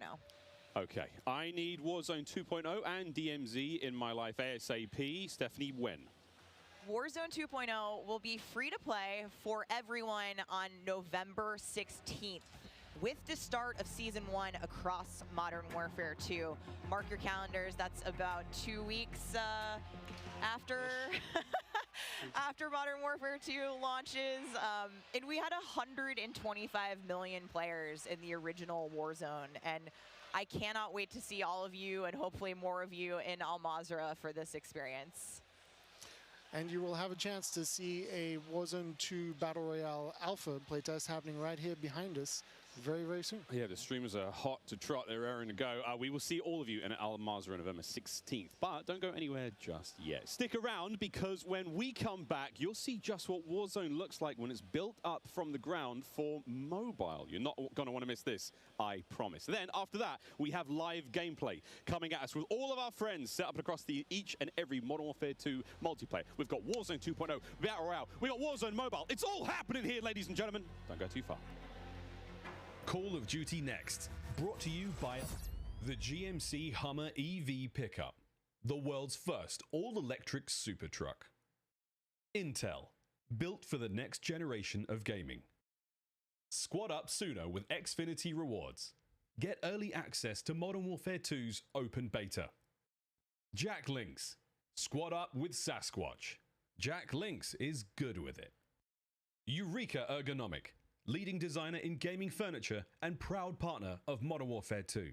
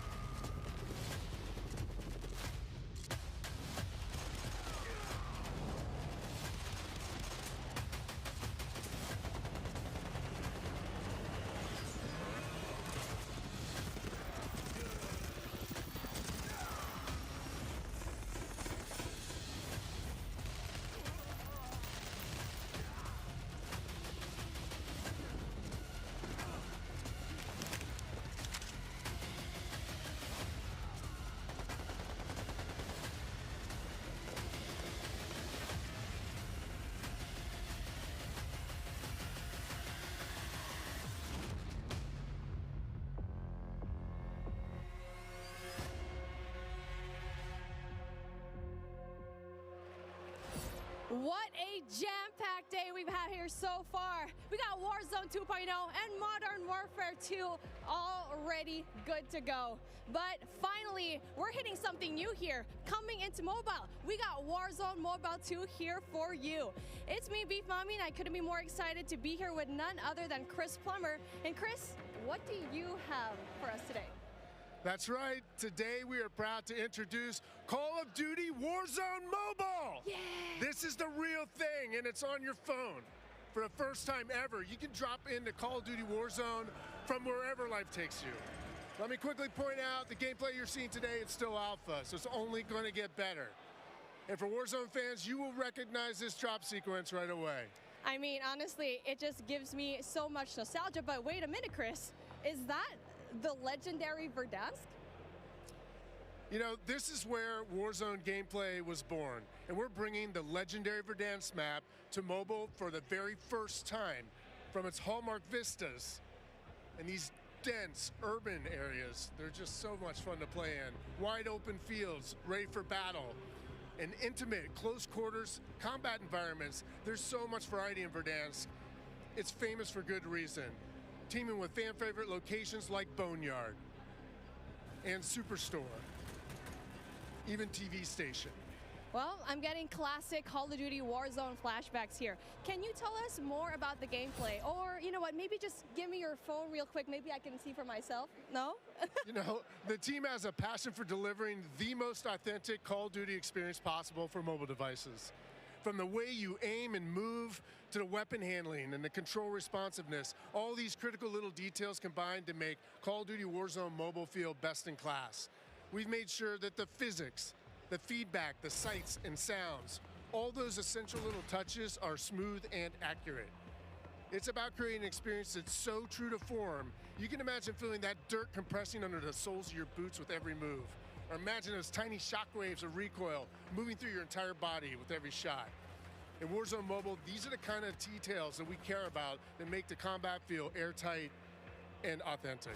That makes me really emotional, Chris. And you know, it sounds like everyone's paying attention to detail, and it's finally paying off. Now, when I think of Call of Duty Warzone, I think about strategy. Absolutely. There's a lot more going on than pure gunplay. For example, when you're out there exploring a map and evading the gas circle collapse, you can try to sneak up on another player and pull off a finishing move. It's like ultimate bragging rights. And if you're feeling more strategic, you and your squad, they can complete contracts, use that cash at buy stations. There's a ton of variety there, including lots of different abilities like bringing back a fallen squad mate. Now, that contract economy, it adds a ton of depth and strategy through risk and reward. I really like that you brought that up, because if you're talking about risk and reward, I think about the kill streaks. I think about the gulag. Are they going to be there too? Yes. Everything you come to expect from Warzone, it's going to be there, especially kill streaks. This means you can deploy your big stick of choice like, you know, a precision airstrike. You might be able to wipe out an entire squad with it. So not so fortunate for them, but they're not necessarily down for the count either, because we have the gulag. So here players can fight for a second chance. So when you go down, you get to fight one-on-one with another down player, and you can earn your way back into battle. This is how Warzone Mobile plays out on a truly massive scale, unlike anything we've ever played on mobile before. For this reason, we're pushing way past the envelope on high player counts to make sure each match is jam-packed with our signature style of combat. So we are supporting up to 120 live players in the single match. Wait, hold on. Did you just say 120 players? Or do you mean bots? Because it seems like in Battle Royale games on mobile, they're usually loaded up with boring bots. Well, we believe it's critically important and a lot more fun to play with real, live, human opponents. And that's our focus. So for anyone who's tired of playing with nothing but bots, we hear you. We're talking up to 120 real players ready to hunt you down with real human skill and real human emotions. That is Call of Duty Warzone Mobile. And we hear you in the crowd. Everyone's excited, and absolutely it is huge. And I don't think there's a game on mobile that can top that, in terms of real player count, of course. But how are you able to even pull that off? We can support real player counts at dramatically higher scale than we've ever seen in other Battle Royale games on mobile because Warzone Mobile is running on advanced, unified Call of Duty technology. This is the same shared tech behind the console and PC versions of Warzone 2.0. It gives us a ton of advantages, like these incredibly high player counts, authentic Call of Duty combat and gameplay systems, and it opens the door to a much more connected experience across all platforms. So when you say more connected, does that mean that Warzone Mobile will share content and features that will be in the console and PC version of Warzone 2.0? Exactly. Delivering a deeply connected experience, it's been a strategic pillar from the beginning of development. Now, we know that your time is precious, and your investment in playing is now recognized across Modern Warfare 2, Warzone 2.0, and Warzone Mobile. So wherever you're playing Call of Duty, it is time well spent, including on mobile. Even your friends list and chat are shared across platforms, so you can stay in touch with your friends, whether they're playing on console or PC or mobile, wherever they choose to play. I mean, that is so exciting. I totally get that. Now, one of the coolest benefits of having this kind of connectivity is that Call of Duty Warzone Mobile is loaded up with the same authentic Call of Duty weapons and operators you'll recognize from Modern Warfare 2 and Warzone 2.0. And whatever you get from the Battle Pass, you will see it on console or PC. It'll also be there on your mobile device too. And the other way around works as well. I really love to hear that. And as a matter of fact, I saw some of the same weapons and operators being shown earlier today in Call of Duty Warzone 2.0. Are you aiming to make it exactly the same on all platforms? You know, that's a great question. See, the team's incredibly excited about how deeply connected and authentic the experience is in Call of Duty Warzone Mobile. And we'll continue to adapt the best content and features and innovations created across the franchise. But at the same time, we recognize that mobile is a very unique platform. Mobile has its own flavor, advantages, and player expectations. Sounds like the game will be tied into the Call of Duty franchise pretty nicely. And will there be mobile-specific events or content that is unique to Warzone Mobile? Yes. Above all else, the team is committed to ensuring Warzone Mobile is a world-class, mobile-first experience right down to its core. Controls are a huge part of it. It just needs to feel natural on the device, intuitive, and native to the platform. A lot of it comes down to tuning, and this is why we are supporting synchronous crossplay between iOS and Android platforms exclusively on mobile, and we're avoiding the imbalance that comes with crossplaying between mobile devices and consoles or mobile to PC. This allows our teams to deliver the best possible mobile gameplay experience with a unified feel. And by doing this, we don't need to compromise the tuning for any platform. This ensures a level playing field and more fun for everyone. Now, keeping those controls balanced for all player types, it's super important. So whether you're the hardest of hardcore mobile pros, or maybe you're a console first player that's sneaking in an extra match during your lunch break, even brand new players to the franchise who need a little help getting into the flow of the game, we are committed to providing the most robust control options anywhere for a pick-up and play experience that's accessible to all of our players. I love that accessibility, and that means all my friends can get in on the action for a change, but how do they sign up? Well, it's time to get your mobile devices ready, because I'm super excited to announce that starting right now, you can pre-register for your free download in the Google Play Store. Signing up means that you can be among the first to play when the game launches next year. We look forward to seeing everyone in Call of Duty Warzone Mobile. With that being said, hey, we got Ferg on the horn, and I think he's literally the first one to pre-reg. Ferg? Hey guys, Ferg here, and I am thrilled to be one of the first to pre-register for Call of Duty Warzone Mobile. And now, you can too. Scan the QR code at the bottom of the screen to be among the first to draw. Tell your friends, because the more pre-registrations we drive, the more rewards we can earn, like special weapons, vinyls, and emblems. Plus, if we reach the top milestone of 25 million pre-registers, we're going to unlock a super cool secret reward you're not going to want to miss. What are you waiting for? Sign up using the QR code below.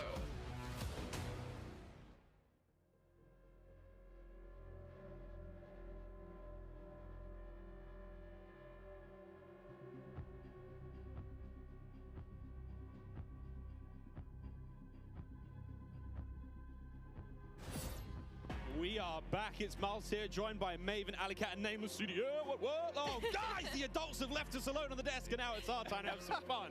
I don't know about you guys, but okay, it's been a pretty litty day so far. Yeah.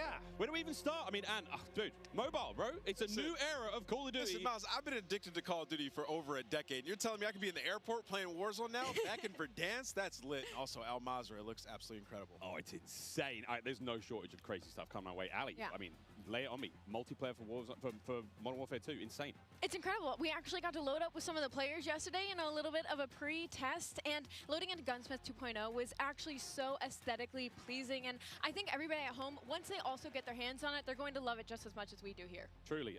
Maven, my good friend, you've played more Warzone than most people on the Northern Hemisphere. Yeah, How do you feel 8 hours a day for years, it feels like. It just seems fresh, man. The map, like everything about it, triple circles, the water, the boats. I mean, I was like kind of the proximity mine king for a while there, placing them under vehicles, trying to blow them up and set booby traps. And now you're telling me I could do them in not only land, but also the sea.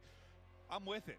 It's going to be something, man. We really have seen a lot so far today. We've seen, Warzone Mobile, of course, multiplayer there, and a bit of Warzone 2.0. Cannot wait. But, guys, it's time to get into business. Let's now get into the command center. This is it. Welcome, ladies and gentlemen, to the command center, presented by Xfinity Rewards. We're going to be rolling the show through all day today. Xfinity customers, they can start playing Modern Warfare 2 sooner with Xfinity Rewards. Visit xfinity.com/rewards to get your code for early access to the open beta. It's free and it's easy to join. Guys, I mean, every time I sit down, I take a breather, I'm like, there's so much. But first and foremost, guys, before we get into this one, there's so many streamers here. We need to give a big shout out to Intel, who's powering all of the streaming PCs here today. Massive shout out to those guys. Clint, there are 2 PCs on every desk. Explain. I couldn't believe it. Cloaksy is here. Like, the fact that he actually made the trip out, I figured they have to have something special. The fact that you have a dedicated PC to the streaming side and to the gameplay side, and it's set up for this many people. Intel, thank you. Ridiculous. This is incredible. It's incredible. Ridiculous. We're actually almost ready to get into the gameplay, guys. I mean, Ali, you teased it a little. Yeah, you just played, a little.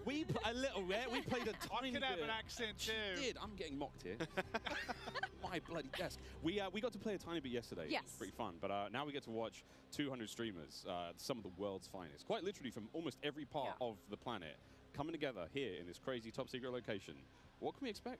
It's going to get loud. It's going to get incredibly loud. Yesterday, it was loud, and I believe like not even everybody had shown up yet. So now that we have a full building of all of these creators, all of these PCs, I'm expecting people to get up and start screaming, Miles. It's going to be insane. Clint, we heard Courage from like headphones on. He can be heard from space. Oh yeah, no, 100%. Like Bobby Pop, if he's on a subtrain or something, Lord knows what that's going to sound like. But my boy Tyler Blevins, Ninja here as well. But like, I think this is a testament to how pumped up everyone gets about Call of Duty every year. Like the fact that there are this many big name streamers in attendance, we're going to see some incredible gameplay, go through the various modes. I mean, this is going to be a real treat. It really is. I mean, and you've been around a long time in the Call of Duty world. In this venue right now, we've got streamers and players from, all across North America, South America. We've got players all over Europe, Japan, Australia, you name them. We are all over here. Mobile players everywhere. Yeah.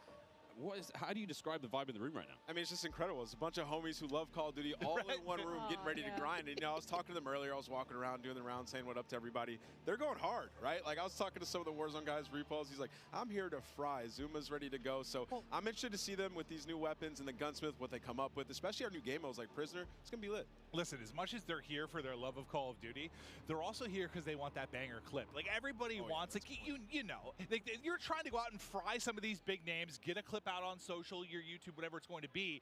So, yeah, I'm sure people are going hard in the paint or falling to their desk at their Tim. I'm sure we're going to have a couple of those. We'll go a little bit of that later on. I think we're actually ready to hop into gameplay. Dr. Lupo, one of our first here, and he's already down and out, but we are playing, I believe this is Hardpoint and Mercado, Nameless. Yeah, I didn't get to play this map yesterday, but one thing I just want to point out with this game is it's a lot more vibrant than some of the MW games that we've had in the past. There's so many more colors, and that's something that I always enjoy, especially with Call of Duty, is when it's more vibrant and you can see more on the map. I think sometimes you go dev to dev, and yeah, it's like you have like your more realism, like your grays and browns. Some will have a little bit more color, but like this map in particular, the second we saw like the fly through of this, it just looks gorgeous. It really does. And I'm not that I had any concerns about the visual side of it because they're knocking it out of the park every year, but it's just aesthetically pleasing. It is.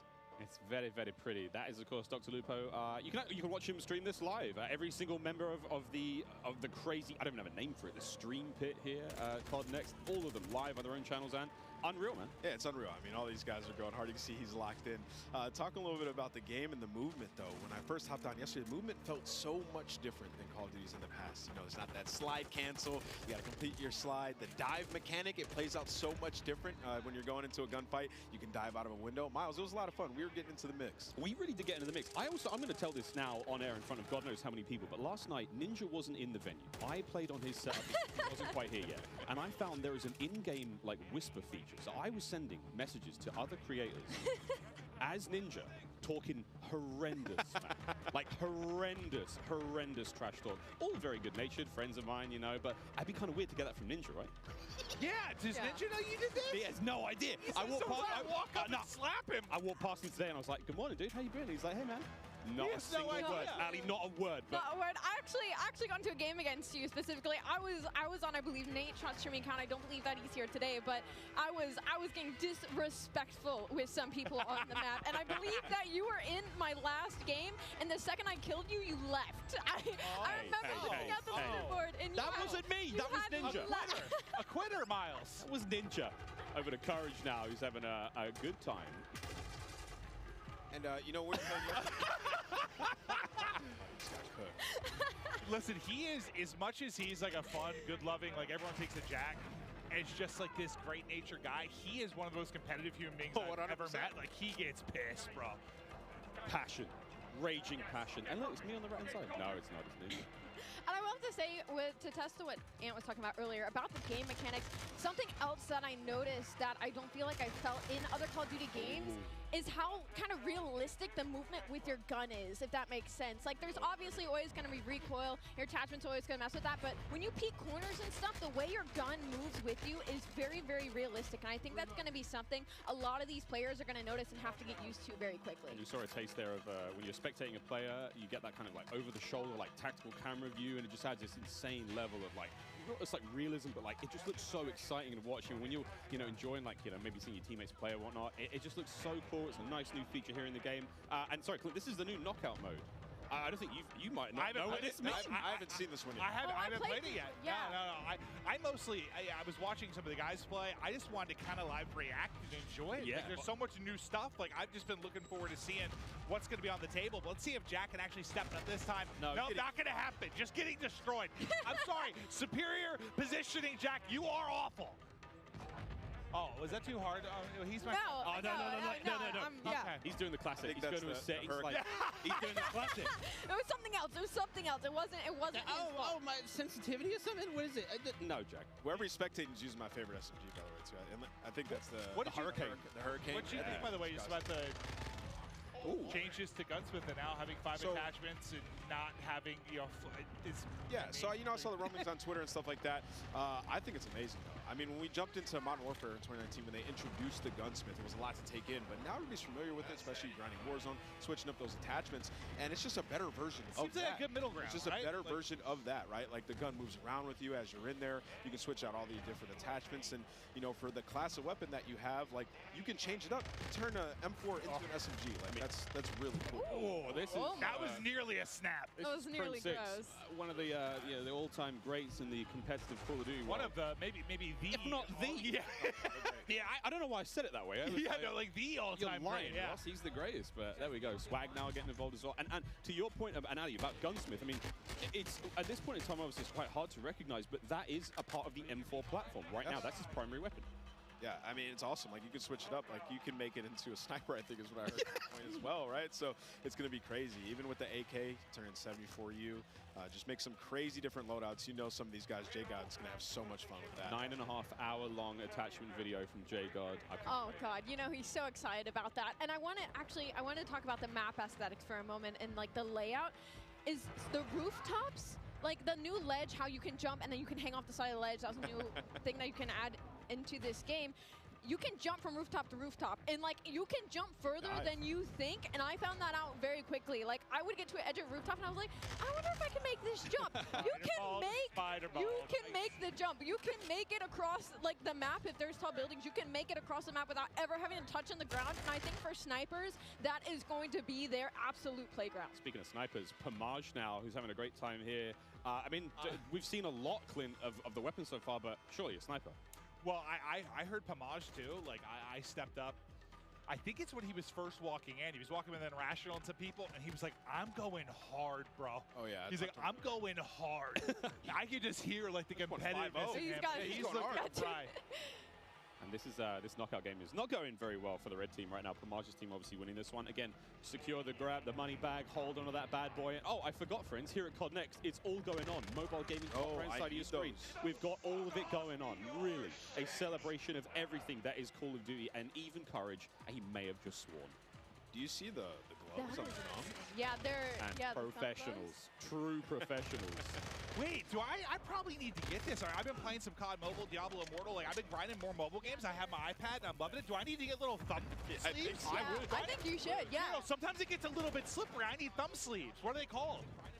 I'm about thumb sleeves. You're in the right place to ask about that. There is an army of professional... I'm looking into that. No, that's actually an issue. It's like, it's a little bit slippery, you know? So they're playing some hardpoint here, and you know, obviously, us coming from the esports side of things, we love hardpoint. Miles, we were talking about this morning, when there's a hardpoint and there's some elevation above it, you can dive into it, turn around, land on your belly, and absolutely fry. So, you know, there are some movement mechanics for you speed demons out there if you want to make some plays. Yeah, there's a lot of talks about, you know, the way slide works now, and of course the dolphin dive is back. I don't think we're not officially calling it the dolphin dive, Joe's calling it the dive itself. I mean, it's a really fun mechanic. It's fast. We get to see some gameplay with it. I've actually been walking around talking to some of the sort of the CDL pros, been like, hey guys, try to stop sliding, try to dive a bit more. Come on, Butters, show us the dive. Showed us the slide. Now we're looking for the dive. Right out the window. Just dive out the window. Send it.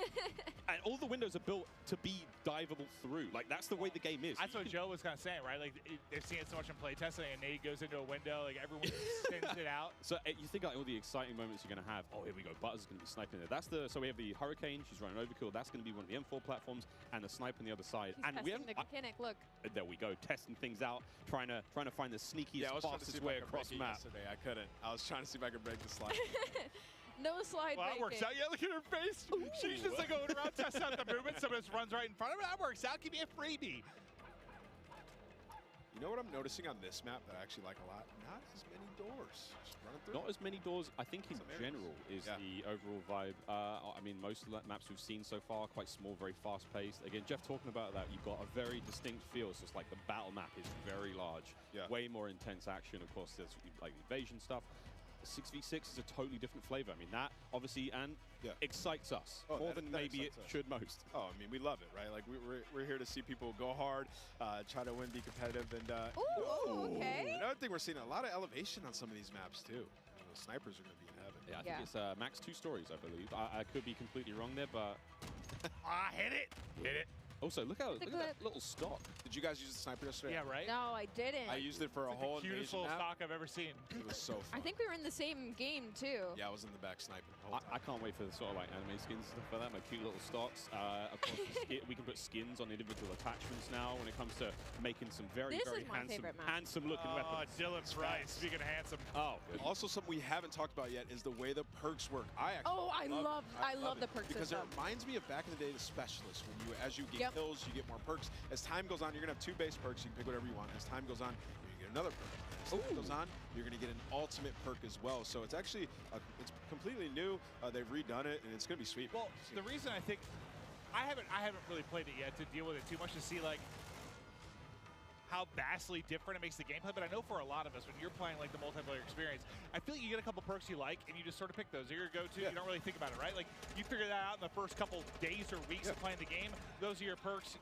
Now it's like, I feel like there's more decision-making that goes into it, which I personally think is exciting. Now, I don't know what I'm going to be running, but it does feel like they were saying, what was it, the different type of classes they were trying to put? You have your rusher, kind of your more stealth type player, your sentinel. Like they want to even if it's not like class-based per se, like they want to kind of funnel it with that behind the perks, but I think that's pretty dope. But you can also make your own, so you can create it, pick your own 2 perks, your next one, and your ultimate, so you can, figure out what you want, and it's just nice having like a rewarded game, especially when you're frying, getting that extra perk. It really does, change what you start off with the base 2. Yeah. You unlock one after, a period of time. You get kills, you get points. The game progresses slowly, so no matter how you're playing, you're going to get your perks eventually. But obviously, higher scoring games, you're going to get more. And it's just really interesting again. And the perks are almost tiered. And again, Jeff and Joe will come on the desk later on and talk about this in way more detail. But the idea that, like, the first 2 perks, they're fine. They sort of help out the gameplay. That mid-tier perk, way more sort of impactful. And that final perk, like, kind of like the super perk. That's not going to turn you into Captain America, but it is going to make you way more effective. I kind of want to be Captain America. We're spilling the beans right now. Taking Jeff and Joe's thunder. Well, Symphony was just on screen, so. I mean, the wagon on that boy. What? There it is. Right, listen, picture there. Yeah, 2 million views on TikTok, something like that. It's impressive stuff. That's what you're watching? In your free time, Clint? Yes, it might be. It might be. Okay. I'm watching It's Brooke's TikTok, she's very creative. This is a Search and Destroy, Call of Duty Classic here on Farm 18. This looks cool. This is one of the maps that we saw in an Intel drop not too long ago. Ooh, let's go. This is Symphony spectating Ash Sanders. Yeah. And of course, we're talking about like 3-lane maps. This is one of those maps that felt like a very good hybrid 3-lane map that does really, really well when it comes to a game with like their Search and Destroy. Like you have your traditional outer lanes, and they have their hidden corners, and they have their ways, and then that middle is just pure chaos. It's kind of like a little bit of like it reminds me of like a paintball range with all the walls and the corners that there are. So this is probably one of my favorite maps that we are playing right now in the beta testing. And as you can see, everybody is having so much fun on it. I mean, 4 and 5, everybody's doing pretty okay. It's a close game. Aiden has 14 kills. I just saw the kill board. He's on the other team. Mason just realized he's on the stream, though. He's ready to get nasty. He's going in. He's fully loaded. Look at the bottom. He's got all his perks. He is perked up, quite literally. Come on, Mason. Show me something special. He is flying. Oh, wow. That's what we're talking about. Oh, no! That's the Fennec. I was loving that one yesterday. Oh! That thing turns... That's an OG weapon. That turns people into super close range, but Ponyhoff just gave him the business. Smoked him. Nice try, Mason. We still love you. Huracan OP. Is that what you're saying? Hurricane? It's such a different look. Like when we're spectating these players and they're having gunfights, stuff like the way the player animations are, the sound effects, like the game has just been... Like it's everything we liked about MW19, all the stuff that was already there existing, and they've just been. I mean, it's Salt Bay right on top, just hammering away, sweet seasoning top to bottom. Well, and it was a close game, and now it's done. He looked very sneaky, and then he was just evaporated. I gotta say, the bunny hop is back in full Oh, force. yeah. Man, the bunny hop is clean. We know Sam LaRue Octane. Gotta give him a shout out. He's gonna be bunny hopping all day. We got Myth on the screen here. What's he using? M4, I think. Again, looking at these weapons, you know it's an M4, but the configuration he has. I was using the bigger sight, the double. I forget the name of it. But I like the extra zoom. And of course, kill streaks. Cruise missile back. A lot of fan favorites, Clint. I mean, everything you would expect from a Modern Warfare game is there. We get to see one. That'll connect. Myth able to hit it. He's vibing right now. But it's crazy. Like, yeah, bottom right, you were kind of mentioning like how different the guns will look. The same type of gun is based on the attachments that it has. It's wild. There's also in-game settings where you can make your gun a little more narrow, a bit wider, further away. I mean, there's options, just create that sort of visual. Look, you want the game to be as appealing as possible for you. Maybe you don't want the gun to be so big to obscure the view. Maybe you're one of those players. I'm always a fan of more settings, personally. Like, there is an option to tweak it how I want, right? There's a lot of settings in this game. I'm going to get lost in that for the entire first day, probably. Once campaign hits, I'll spend about 3.5 hours messing with settings and then getting that first mission. When I see Courage on a 5 streak, that pop up at the top of the screen, it might have. Courage might be popping off. Oh, well, he just died there, so take it back. Ooh. Come on, Swag. Swag styled. Hit it. Swag. Yeah, this sub looks like it's dominant. Also, all the sounds and everything when you level up guns. Everything is there. I mean, I wish everyone could experience just this environment, though. Like, as much as we're enjoying the gameplay and stuff, and how cool it's been. Because, like, a lot of these content creators, like, they're friends or they're familiar with each other. They play games online. But, like, it's not often you get them all in one place like this. It has just been a vibe. Seeing everybody going up, some meeting for the first time. Like, I know Iceman and Isaac, we have interacted so many times on social. I've never met him in person, dude. We hugged for a solid 30 seconds. It was beautiful. And it just shows like how hyped people get for Call of Duty. I was telling you, I was like, I can't believe I still get this amped for Call of Duty after over 10 years. I don't think many things like bring everybody together like this. It is it's special. The beta starts tomorrow, in case you've been living under a rock, or if you've just joined the stream. One of the two. One of the two. There's no in between. User interface has been completely changed as well. Dead silence available on that lower right-hand side. There's a lot more sort of clean changes. Of course, the menu system, which you might not have seen here on the main COD Next stream, but individual streamers seeing them going through weapon loadout, seeing the operators there. So many cool changes. A lot more of a streamlined experience.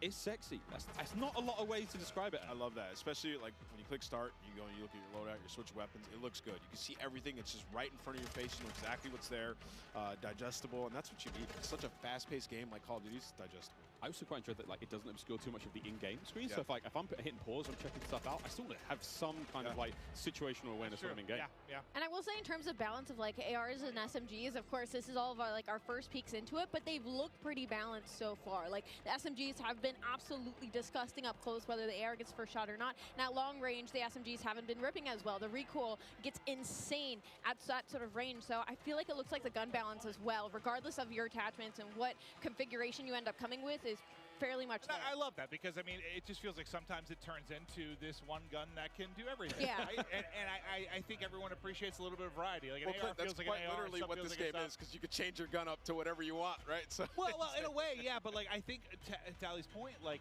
there seems to be a little more separation between your SMGs like I haven't and your ARs, seen the do-it-all gun just yet. No, I mean, we saw Aiden, of course, on the Mountain Dew green carpet, like, I want a broken shotgun. And I'm sure he can make it, but broken, we'll find out what that really means. Of course, as the game like sawed off. develops. He wants a sawn off that kills people across map, that makes him move real fast. I mean, hey, who knows? Gunsmith is crazy. 2.0 even crazier. Well, I mean, we'll see if he can do it. Wild. I mean, no matter how much work has gone into this, we've got the nerds in the building, and this is where if anyone's going to test some stuff, find some weird combination that turns a shotgun into a sniper. This is the crew that's going to do it. We've only scratched the surface. Yeah. Oh yeah, we've touched it for 20 minutes. Of what people are going to do with this gun. That's just not enough, is it, Miles? Not enough. No idea what these guys are going to come up with, but it's going to be crazy. I need a good sort of 2 to 3 hours to really look at Chef Tony. This is one of the most famous Italian men in the world. Makes a mean stromboli. We love him. Metal boots on the building. He's got the M4. Metal boots. He's going to run this class setup from now until the next 2 years. We're talking about it can be great to mess around with guns. Oh, Chris Crowder. Listen, I'm not sure what's going on here. Chris has been growing some sort of beard that's happening for the first time that I've seen. He's usually very baby-faced. Now he's kind of going for some sort of supermodel type thing, or maybe like being a rapper, singer. Not handsome, sure. He's a handsome He really is. He really is. A tiny little bit of a user interface there. If you hold a circle, whatever your sort of crouch button is when you're on a ladder, you can fast slide down it. So that's going to get spicy in fight. Oh, he's up. He's on his feet. He's on his feet. The Gouch. Oh, man. We will be playing all day, friends. All day. You know what? The iron sights here kind of clean. Well, I think this is great, too, for a lot of, people like, you saw Zenny, you saw Crowder, for those who don't know, they work on the CDL side, they're really in the midst of stuff during the season. They don't get to come to stuff like this that often and see all these content creators. I imagine they're in heaven. I've seen some of the tweets, just having a blast meeting a lot of different people. So as far as streaks goes, we haven't seen a whole lot. Obviously, cruise missiles there, counter UAV, a classic, VTOL's going to be back. Everything. I mean, the Juggernaut is I think it's the final one, and it looks crazy. And whoever that AFK player was, get a grip. Get a grip. You are live at COD Next. But yeah, there's a ton of cool stuff. And I mean, we're seeing Wilson's in there as well. That's what I was going to say. I love that. Okay, I have a lot of fun. Chopper Gunner's back. It's called, I think it's called Air Support now, but it's an AC-130. You know what I'm talking about, friends. There's a Chopper Gunner here as well. Oh, yeah. We're going to be seeing it all. Yeah, Miles, like, if we play against each other later today, when we get the free play, I'm getting a Chopper. I think I'm actually locked on this desk all day. I would love to play more. after the stream's over, I think we can play more. Yeah, I think we, once the curtains go down, we're going to dive on. Can you hear the chain? Yeah, that's how I visualize, like your ankle's just tied to the desk. They can wheel me in the chair, but it's hard to get down the stairs. Here we go, another cruise. Breadman, how we doing? And what a shot. He got 2. Hat over the headset. He killed Nick Merckx. All right, we're going to see you later, Nick. So this is the air support where you're saying. Yeah, this is it's kind of like a lightning strike. Yeah. Nice. What is that thing? The Fennec. Or it's a custom one. Wait a minute. Longer range, maybe? But that looks like the Fennec. Yeah, that's the Fennec iron sight. That boy don't recoil. What? All right, Breadman's already found a winner. Yeah, Bread's got Oh my God! It does recoil, but it like doesn't. But he's holding that thing down though. Yeah, but, he's all right. He's on mouse, obviously recoil, long range. You can manage him more, but it doesn't seem like there's a lot. He's just putting them down. Yeah, cameraman, get in there real close. Show me the hands. Show me the hands. Oh, gun him. So we played this map yesterday in the 3P mode. That was a lot of fun. Museum, yeah. This is a lot of fun. We saw a top down of this on socials recently, but there we go. Yeah, give me the hands. You hear how that sounds? So satisfying. That sounds scary though. Yeah. When you hear that, that better be on my team. I mean, he is one of the better aimers I've seen, though. Like, a lot of the tournament stuff, when you're talking about mouse and keyboard players, like, he is absolutely nuts with it. So, not surprised to see him finding some wins in the long-range battles, but... I got to see his recoil control. So, what do you guys think about all these maps so far? What's been your guys' favorite, Miles? Honestly, yeah, it doesn't look like he's pulling down a whole lot. Honestly, this is Museum. Nice big central area, essentially 3 lanes. I mean, this is a second story. We're about to go up there now. This is where Breadman is. It's nice, man. We've got some decent lines of sight. Snipers are going to have a lot of fun here. We played Hardpoint on this map. We played Prisoner Rescue. Courage and I clutched up big time last night in like a 2v5. I had the Prisoner on my back. I was sprinting. And I can hear Jack picking up 3-4 kills. Let's go, baby! Screaming. I'm there sprinting. I'd be that guy on the team, too. I'd be carrying. Yeah. It was great. It was really great. We had a lot of fun. There's a lot of cool, you know, the opening breaks and stuff. Like he's on a 15 streak, by the way. Excuse me. Yeah, he was frying. He's literally annihilating the lobby. Yeah, let's stick with him. He's on 15 in a row. Another cruise coming in. Bang!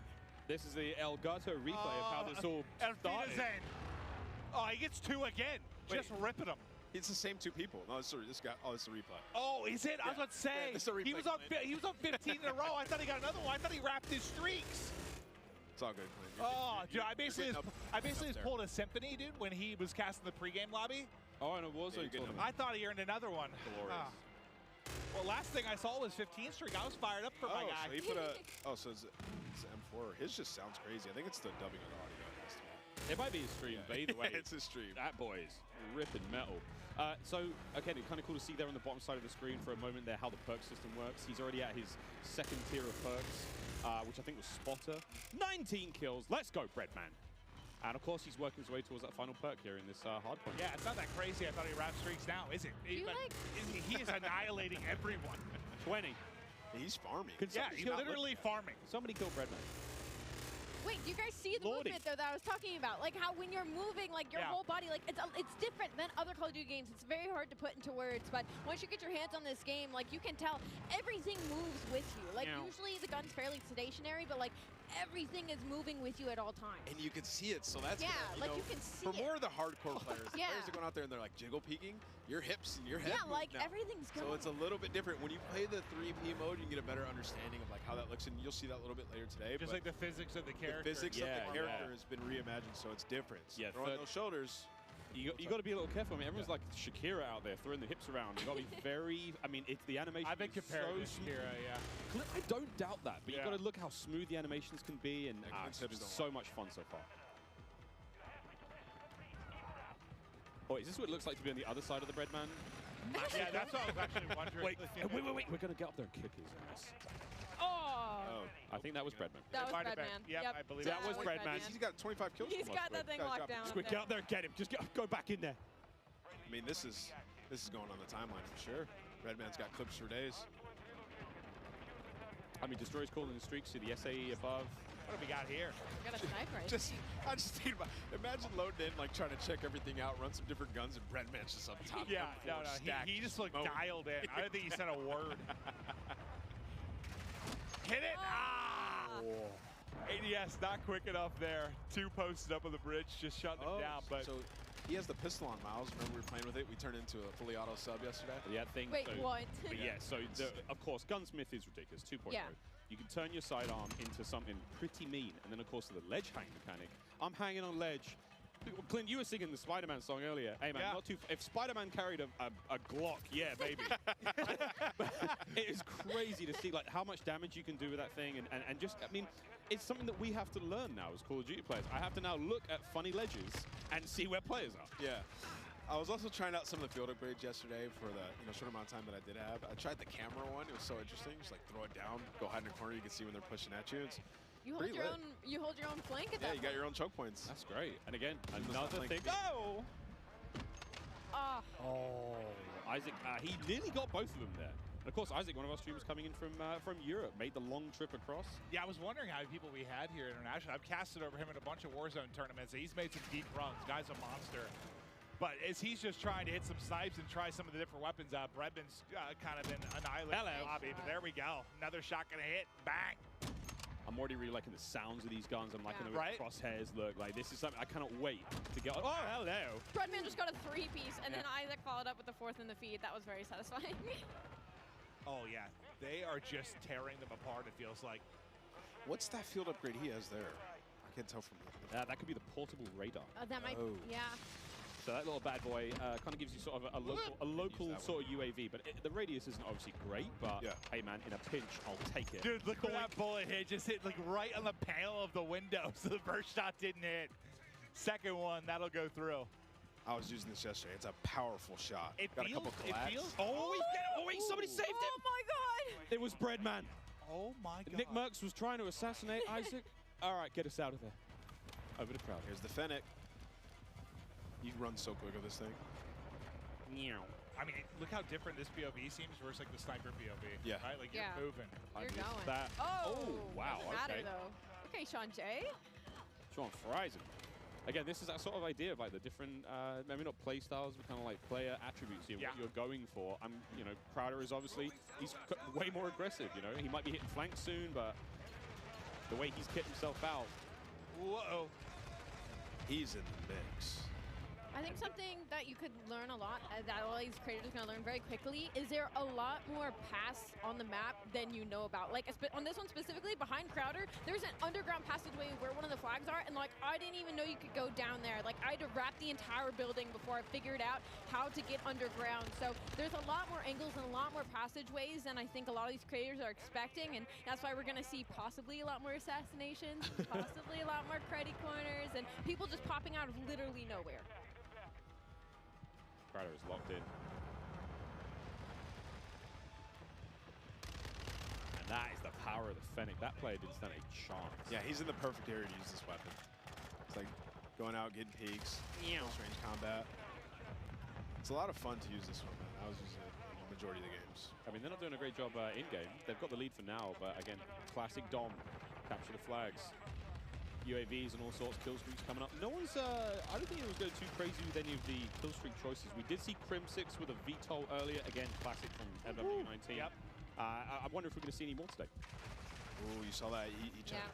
I can imagine. I mean, this is the chance to test everything. Run through, try different weapons. I mean, as much as I say that, we know how a lot of these people are. They're going for crazy clips. They want to drop bombs. They want to have high kill games. So some are going to find stuff they like, little combination they feel comfortable with, and they're going to send it. But Crowder, yeah, he's in the mix right now. Movement, I mean, he seems pretty comfortable so far. Just with little hop chows. Yeah, the bunny hop. Freebies. Like earlier, just hopping around. He can even hip fire this one. He's picking up a ton of kills. He's loving this class setup. He switched it up from last time. So one of the big things, I mean, before the show started, I walked around and talked to as many of the streamers as I possibly could, and I was just like, you know, you've had a tiny bit of time with the game. How you feeling about this? And almost every single one of them said, I'm really struggling not to slide everywhere. They've been so used to doing that. Get used to it. From MW19 all the way through to Warzone when, you know, we're on Caldera. It's not the same. It's not the same. I can say that just from all the Warzone I've played, like, it's going to take, like, my hand, just the muscle memory of it. Like, I'm just so, I've been slide canceling now for years across the map. It's just going to take a little getting used to, 100%. Yeah, but I do think my hands are going to be very happy, though. I'm not having to do that constantly across the map. Yeah, if you try to slide around now, you might even be slower than just sprinting. Honestly, yeah. That's how it looks. Again, it's how you use it. The dive is a really great mechanic for escaping. The slide gets you into different positions. Obviously, I like to leave in my head, you know, the ball head. So I think the diving thing's going to be good for me. Just like a bowling ball, you know, Miles? Just sending it through a door, sitting it through a window. Maybe diving into someone. You think I can knock somebody out that way? I wonder if there's an attachment for you. You? Yeah. It's like a unicorn type bayonet power. or something. Yeah, bayonet on my head. Okay, that sounds sick, though. Honestly, hold on. If the devs are listening, let's think about that a little bit. A bayonet dive kill. Oh my God, I want that immediately. I'm thinking like, you know, I've got this idea of like, you know, Yondu from Guns. He's got a big fin on his head. Yes. But make that a blade. Absolutely. Isaac. Oh, quick swat again. That is his sidearm. That's his pistol. Again, the range on that bad boy isn't going to be all that crazy, but you know it's going to rip when it hits. Sniper's just so satisfying when you get to kill. The sound, how deep it is. It's amazing. It feels like there's no drag in the sniper. When you were using an ant, did you have to lead your shot at all, or was it a direct hit? It felt like an invasion, like I had to lead my shot a little bit, but that could just be because I'm rusty. Oh, that's fair. And I was trying to shoot across the map. But you can get some feeds, man. Like I got a couple collabs with this gun. It's super powerful. Sniping is back, friends. Not to dub. Snipes feel fast and fun again. 64? What? Yeah, we thought Bread was popping off. Destroy's up there frying. He's got double the score of everybody in the lobby. Ooh. All right, all right. Look at this. Oh man, through the door with the pistol. A lot of windows on that map as well. A lot of glass above those door frames. I found on, you know, keeping the teasers at it, but like opening breaks and stuff. A lot of sweet nade spots already. Yeah, I can't wait. I cannot wait. A little peek at the menu here now as well, of course, while Isaac gets ready to get into his next game. So much in Modern Warfare 2. We're almost actually ready to keep the show running. Jess, you're down there with Zuma. Tell us how Tommy's doing.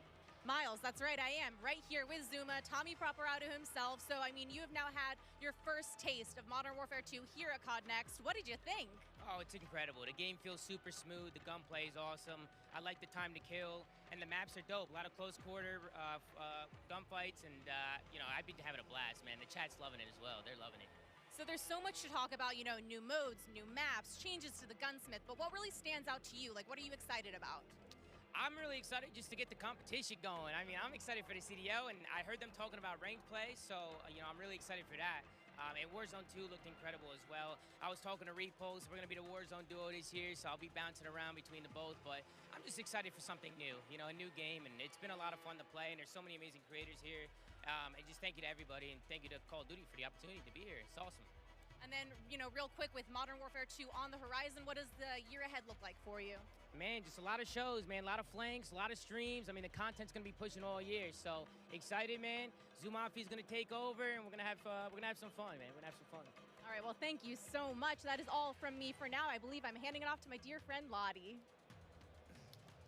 Thank you so much, Jess, and it is so good to be here. My name is Lottie. First time on the desk, first time, of course, being in this incredible arena. I have a lot of wonderful folks on this desk, but it is now time to chat about an epic giveaway from our friends at Jack Links. Each Jack Links supply drop includes a brand new copy of Modern Warfare on the platform of your choice, delicious Jack Links limited edition products, and brand new epic in-game items that I promise you'll be dying to get your hands on. So check this out on how to enter. Looking for an epic way to celebrate the launch of Modern Warfare 2? Jack Links has got you covered, giving you the chance to win the ultimate Modern Warfare 2 supply drop. Keep an eye out during the broadcast for the Jack Links Sasquatch to appear on screen. If you see it, grab your phone and scan the QR code, following the prompts to qualify for entry. Tune in to Call of Duty Next. Squad up with Sasquatch and level up for the ultimate viewing experience, courtesy of Jack Links. Terms and conditions apply. All right, folks, so keep your eyes peeled to spot the Sasquatch on the screen throughout the show. Scan that QR code and enter all your information for a chance to win. But it is my absolute honor and pleasure to be on the desk, of course, alongside Maven. But we also have Jeff and Joe on here to talk all things Modern Warfare 2. Of course, our multiplayer design directors here. And we're just going to get a bit nerdy, to be honest. You know, we're going to look at a bit of gameplay. I am so excited to talk about it. But Maven, I've got to ask you, what do you want to dive into first? We have the two guys that are going to answer a question. Well, first off, by the way, you guys killed it in the opening of the show. Thank you. You know, it started real smooth. I'm sure nerves were going a little bit, but it was awesome to see. But I know we're going to have gameplay that's going to be popping up. We're going to chat through stuff. But I think one thing I kind of want to chat through is just there's been a lot of significant changes. You guys are always looking to how to kind of tweak the wheel a little bit. Can we chat through kind of the perk change and where your head was at with regards to that? Because it's a big change. It's interesting. Yeah, you know, perks haven't really been touched for a long time in the series. And I guess by nature, they're passive. And so most of the time we found people just, you know, find the 3 that they like, and that's it. They kind of forget about the I said that earlier. That's me. Yeah. Like, I find a few I like, and, like, that's my class. There we go. We just wanted to come up with a system that was a little bit more engaging. And so we grouped them into 3 different categories. You get 2 to start with, and then you pick a 3rd, and then you pick a 4th, and they're rewarded as you play. You really like how they proc at the end. Yeah. I mean, an announcer comes up, tells you what perk you got, and it kind of re-engages you with what's available, right? And they're earned through time and score, so eventually you'll get them, and you're not gonna. It doesn't reset on death. It allowed us to kind of like create a couple more powerful perks and put them at the end, because you're not going to have them the whole match. And there's some interesting depth there where you can say, okay, UAVs are really powerful early match. Like, there's different things you can do where you're kind of like, if you're one of those players who really wants to noodle, you're like, okay, I know these aren't in play yet. Well, I guess, listen, it's very different, but I'm also a big like RPG guy, so I like the process of like unlocking things and earning things. It's just like at the core of who I am. So I dig that, just like the progression over the course of one single map. I think is very cool. Yeah, it just feels good. It feels good. It feels good to be reminded what you have. Yeah, no, 100%. Oh, and I guess we didn't touch on actually is the packages, right? From like, we're talking a lot about the theory crafting of what you set up, but we actually have these defined packages. So early on, you just say, you know, I want this playstyle. I just grab this package and go. And then later on, when you're like, okay, I like that, but I want to noodle a little bit, you can hop in and create your own packages. You know, that kind of, it really, people can see that through the default loadouts. And we've packaged in, based on those kind of player behaviors we were talking about earlier, we've usually shipped 6 or 5 default loadouts, but we have 6 with this one. Okay. We found 2 for each behavior. And so those perk packages are already in there. And it's something different in this game. We actually allow you to attach a field upgrade within that, within each loadout. And so it's a little bit more micromanagey, but it felt to us that you're kind of more creating your class and your character for, you know, in that. So people in the beta should really try out those default loadouts because we put a lot of time into how those play. Well, I'm curious in like playtesting, did you see like I'm sure everyone has a way they view themselves as a player. Like maybe you want to start as more of like a sentinel type. Did you see like as people got more comfortable with the game, like an evolution towards maybe a faster pace, or what did you notice when playtesting these different types of things? Yeah, I mean, I think overall most of our players are rushers. Yeah, you're not wrong. Depends on the circles you run, but you know, there are these other players, and we wanted to just make sure that, you know, we're supporting all of them. And so, you know, some of the field upgrades can be more sentinel and trying to hold down positions. But that's why we added in the DDoS, like we said, to kind of just say, I've had enough. I want to pause all this stuff and make it go away. But we also leaned into creating game modes that can facilitate this kind of siege gameplay.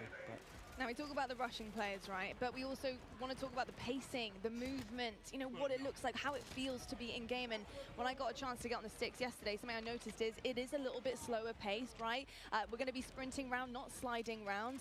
And I think another thing I want to talk about is the dolphin dives. I've been diving down escalators, getting prone, looking at hard points, trying to figure out, can I see bomb site B or A? Like, you know, it's pretty incredible with the movement and how it feels.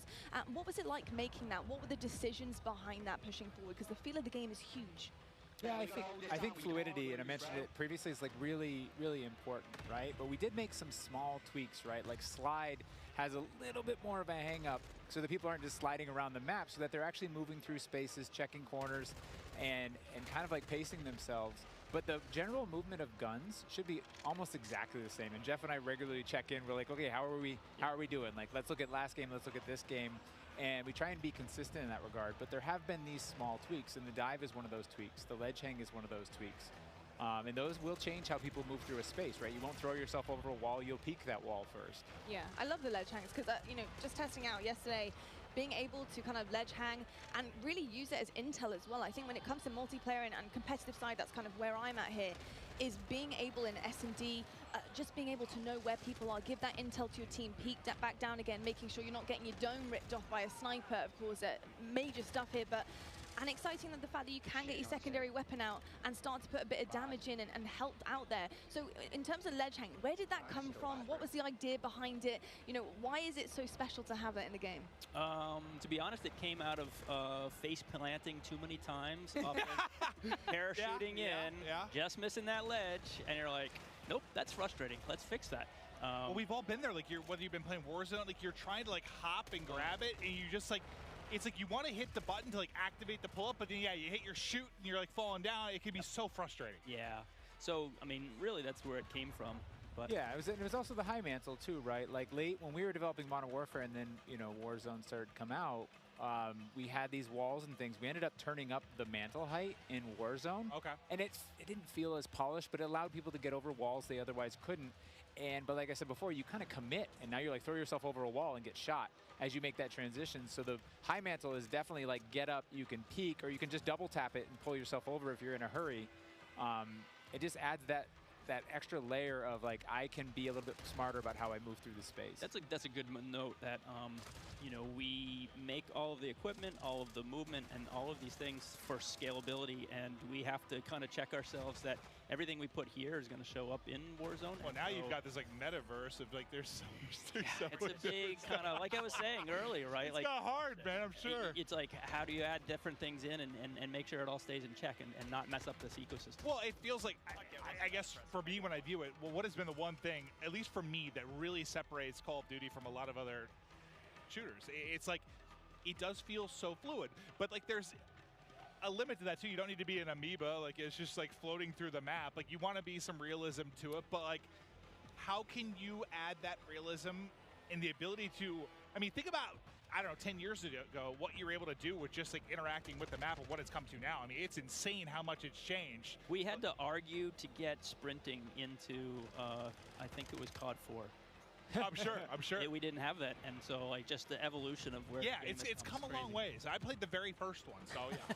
Yeah, it's been pretty special, and something else that's a bit special as well is the fact that we have all these content creators behind us. We have an Elgato replay for you guys. It's actually Myth here on Prison Rescue. Just gonna check this one out and see exactly what went down here. And Prison Rescue is gonna be a really exciting one, of course, because you have to get that objective done. You need to go rescue the prisoner, and carrying them out is gonna be huge because that icon does disappear.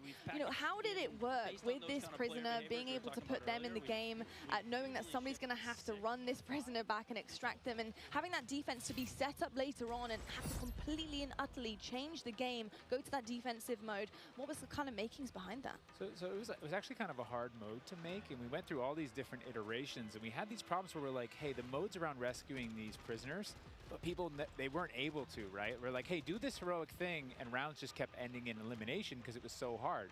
And that's why we added the radar sweep that you get when you get the prisoner, and that's why we took the icon away when you pick the prisoner up.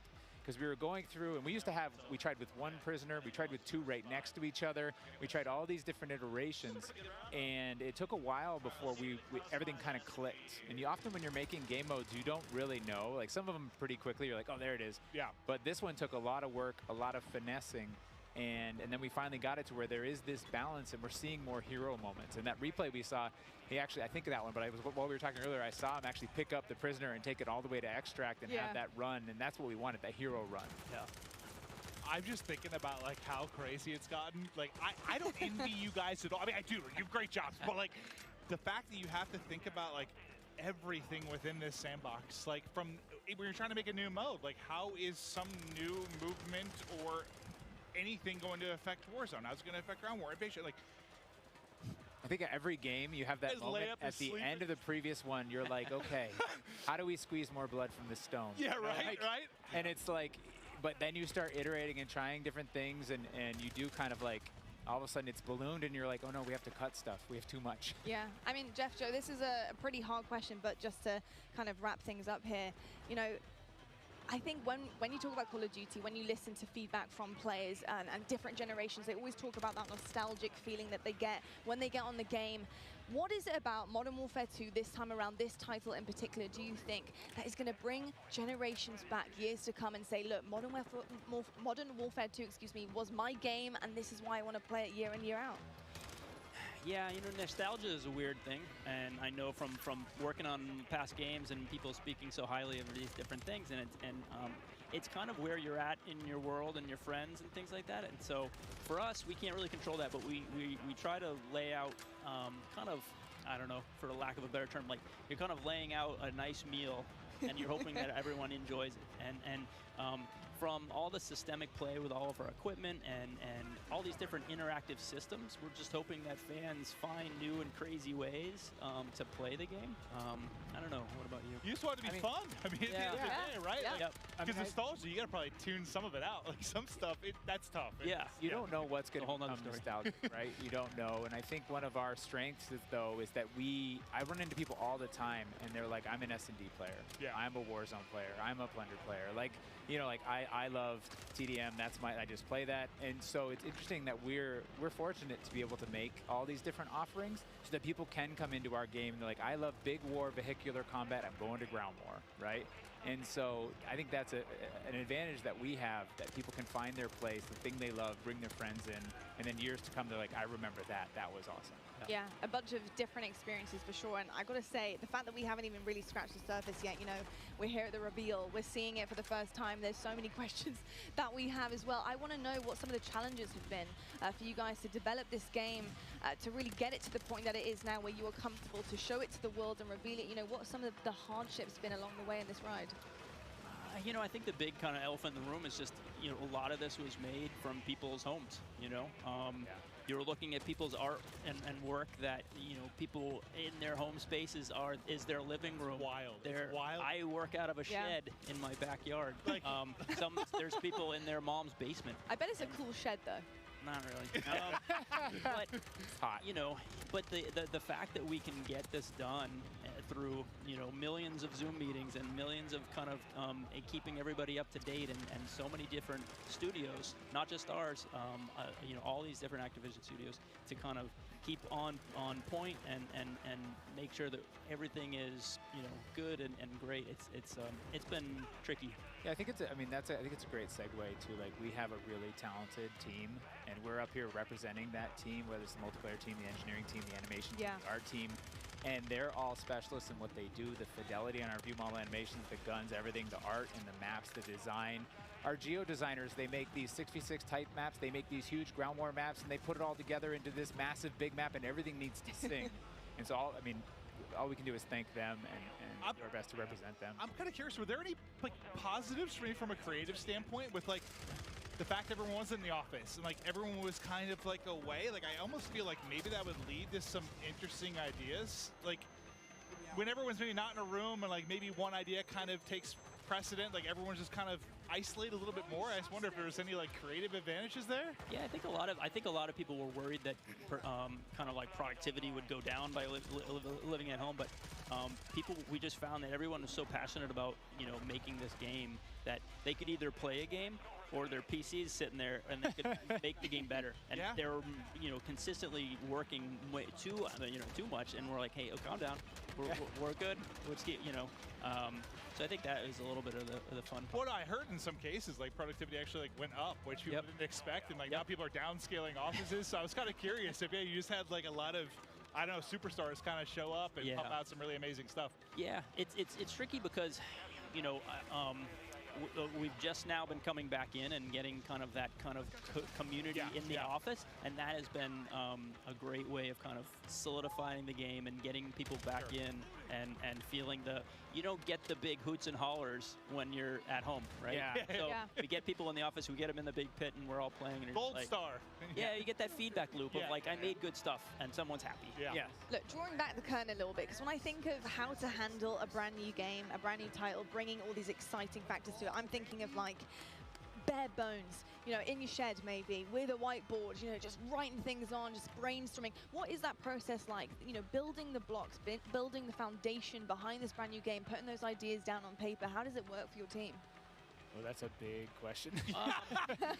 I mean, one aspect we used was we tried to kind of break everything down as simply as possible, and that really is just like a one-on-one interaction. Yeah. You know, like, if you imagine how many times a one-on-one interaction happens in multiplayer or in single player, and, like, what does that look like? You know, they could just shoot each other, but, you know, it's what is in your loadout, what's in my loadout. It's almost like it's like a card game where I use my flash and you use your smoke, and and so, like, we really worked on how many permutations and how that can play out. And so we figured if we can get that to come and play out in a lot of different ways, we can make a really deeply replayable game, which should, you know, make everyone really happy at the end of the day.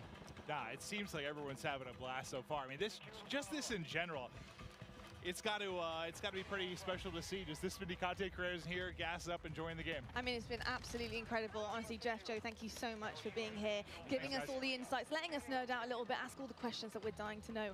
But I tell you what, it's about time right now to head on over to the main stage to talk a little bit more about COD Mobile. We've got Beef Mummy and Matt Lewis over there. Let's take it over to them and see what they have in store.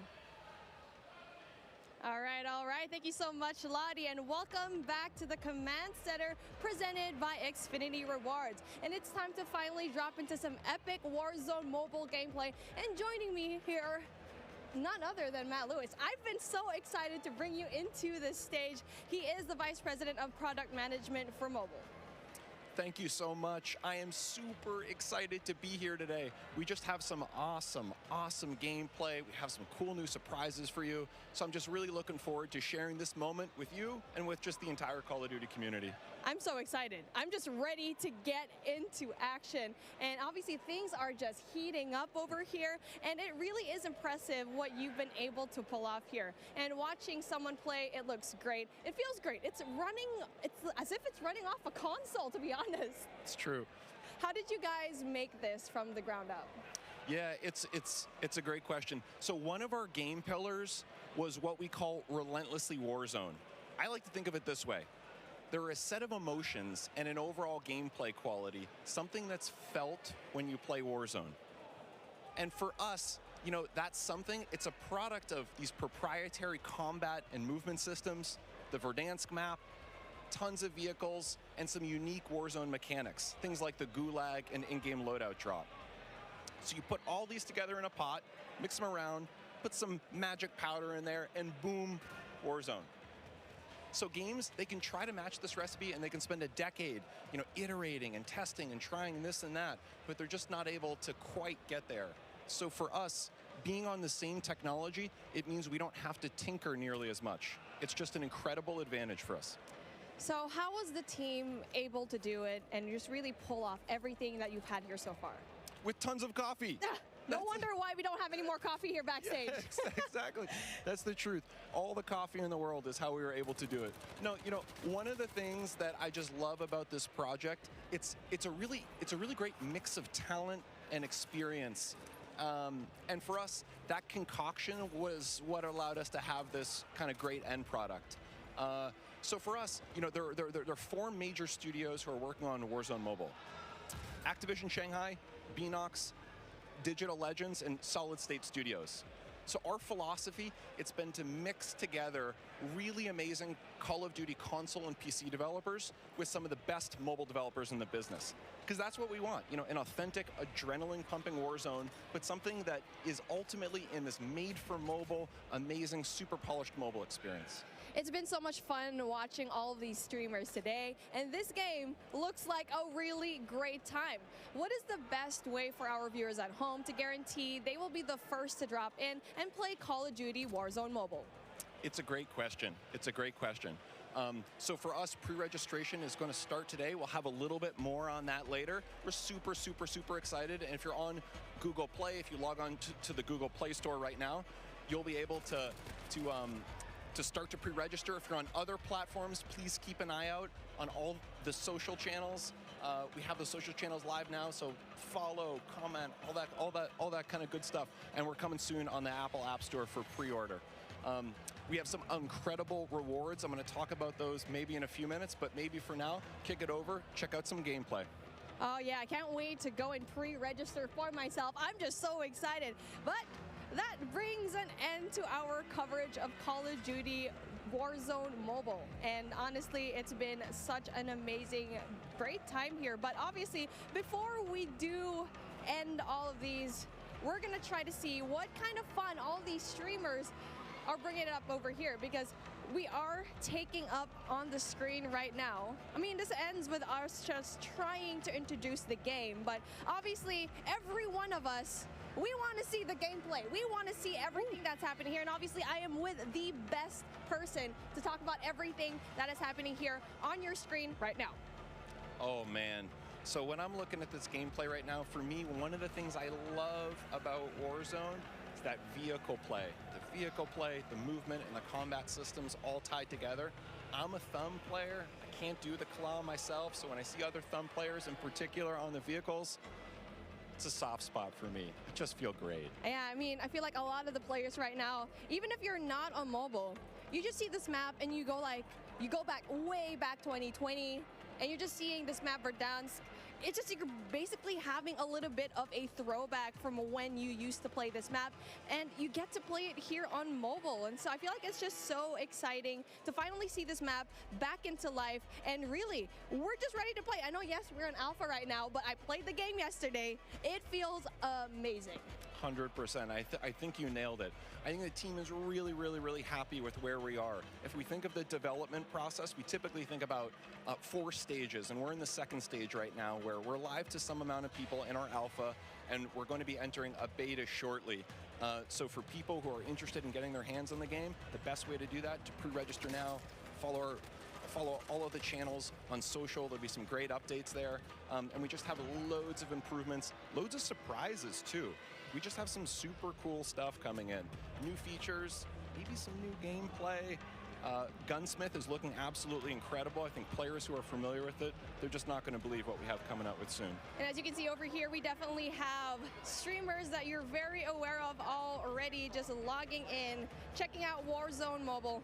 And it looks and feels amazing, as you can see on your top left screen. We were talking about this beforehand, right? One of the POIs that we really love to talk about is Boneyard, because for me, in my experience in Boneyard, it's great. It has so many chests. You definitely can get a lot of money, but the moment that you drop in, you already know there's a bounty on your head, most likely.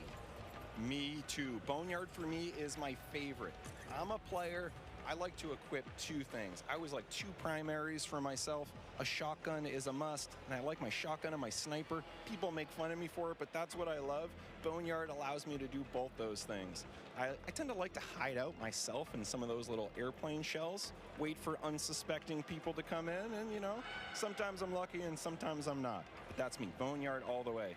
The fun thing for me too, we've been noticing some people, we've been noticing Bobby talk about this a little bit earlier, is, you know, being able to go back into some of those points of interest that you like, in particular ones that were former MP maps and previous Call of Duties. It's just one of the things that makes Warzone awesome. I know people were talking earlier like, oh my God, Superstore, Superstore, Superstore. Oh yeah, So- speaking of Superstore, I mean, I like dropping in there because I feel like I'm going on a shopping spree, grocery shopping, all the weapons that you need on the ground, they're over there. You know, but the thing is, it's in the center of everything. You're in the middle of everything. So if you want to go and just go away into safety, you're going to have such a hard time because you're worrying about people up top.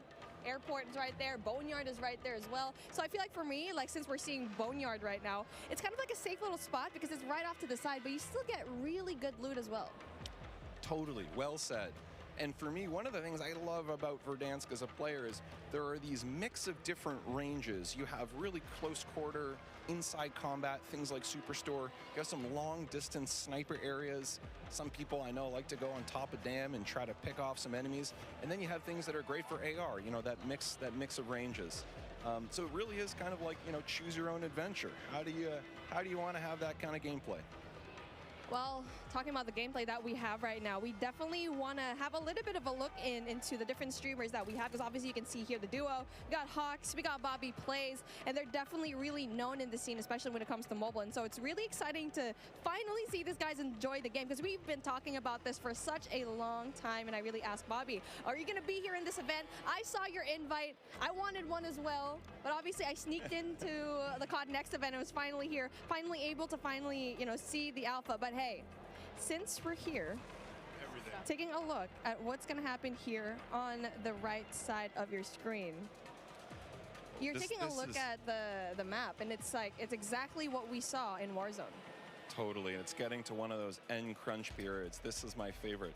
The circle started to close, not yet final circle, but it's definitely that time. You got to be a little bit strategic and smart about your choices. There is a penalty if you get a little bit too aggressive. And now, speaking of being aggressive, it's like we were talking about it. It's really a matter of where you drop, because obviously the tier 5 loot zones, the tier 4 loot zones, you'll always have that risk, but obviously the reward is a little bit more high. I mean, especially if you're going to be dropping at the very ends of the map, at the very end sections of it, where yes, you might not have better loot, but you might have a better time not really looking for those kills. But the best thing here is you need to find that middle ground in every BR game that you have. For here, cash is king. You need to buy out, go and find a way to buy your fallen teammates, because we've already talked about it before, or maybe maybe even meet them in the Gulag later on. I'm really hoping to see a Gulag feature over here. I want to see it. Me too, and looking at the mini-map here, there were just quite a few red dots around. Something tells me we're going to see the Gulag pretty soon. And now we're talking about the weapons that they have over here. Obviously, it's something that we've seen already. The Fennec, I feel like it's going to be a really good gun. And speaking of, there you go, gets one. So that's a really good start for him. So hard up. We can see Bobby Blaze. I mean, it's just like Bobby Blaze has been such a tremendous name here in the mobile scene, and now he needs to get out because he's going to be in big trouble, especially going out here with no cover whatsoever. Yeah, I don't know. He's living dangerously. I don't know, Bobby. I'm worried for you, man. Yeah, Bobby and Hawks, they need to find a way to, you know, just get some cover. There you go, finds one. Gets the kill, and that's going to be really good for them so far. So, again, so far so good, and I'm really looking forward to kind of just talking to the guys later on after this gameplay, right? I feel like they have a lot to say. Me too. Super curious to hear. Also curious to hear how this interaction here ends. I want to go back to one thing you were saying earlier with the loadouts. One of the things for me that I just absolutely love about Warzone is being able to have this little in-game economy and the strategic choices that happen as a result. Sometimes I want to get my own loadout. Sometimes, no, I'm all about buying a new score streak, leveling up, helping my squad that way. There's a really nice element of strategic choice, and it's ones that we know players in Warzone 1.0 on console and PC, they just absolutely loved. And, you know, in mobile, there's really nothing quite like it. So just can't wait for players to get their hands on that. Oh, most definitely, because I had my hands on it yesterday. I'm not very good at it. And that's why I'm being a shoutcaster. I'm just kidding. But really just playing the game and playing Warzone in general, it feels as if you're playing the same thing on console and PC. And so that's such a huge deal, especially since you're putting it in such a tiny device, tiny but powerful device, and to have the same thing here. Not only that, it has its unique aspects as well. I think we've already mentioned it before. Mobile, yes, even though you already have it, Warzone is here, it has its unique features.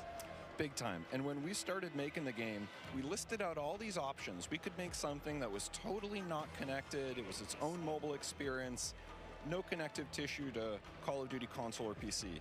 Then on the other end of the spectrum, we could do an exact port, something that felt exactly the same, had, you know, same experience, same economy, same everything else. What we decided in the end was, you know, there are different principles that we want to achieve. We want to make sure on the core game, so here, the moment-to-moment gameplay, it feels just as good as Call of Duty console, because really, for us, that's the best shooter in the world. So we want to make sure that we're rendering that properly on mobile. We just think there's nothing better. At the same time, for mobile players, there's certain customizations that are really important. Sometimes on the event side, or what we call internally the live ops side, but also just on the controls. So we want to make sure we're taking those best of both worlds and adding them together into an experience that just feels like nothing else on mobile. We think we're on the right track.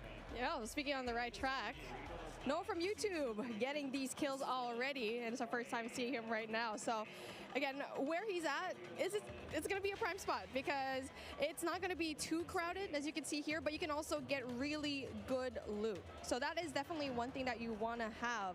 And now for him spoiting all of these, I can see the movement is very much like Warzone. I feel like for me, that was one of the bigger questions. It's like, what's the movement going to be like? And you can see here, it's good. He's done. He's already kind of felt the game pretty right to the fact that he can get a lot of these kills. And so how was it like trying to transform into the movement coming in from Warzone, going in here to Warzone Mobile? That's a great point. We thought movement, that's one of those things. Movement and really the whole combat experience, it's something that we just felt like we don't want to mess with it too much. It's so special. It's what makes Call of Duty Call of Duty. So for us, it's about rendering that in the right kind of way.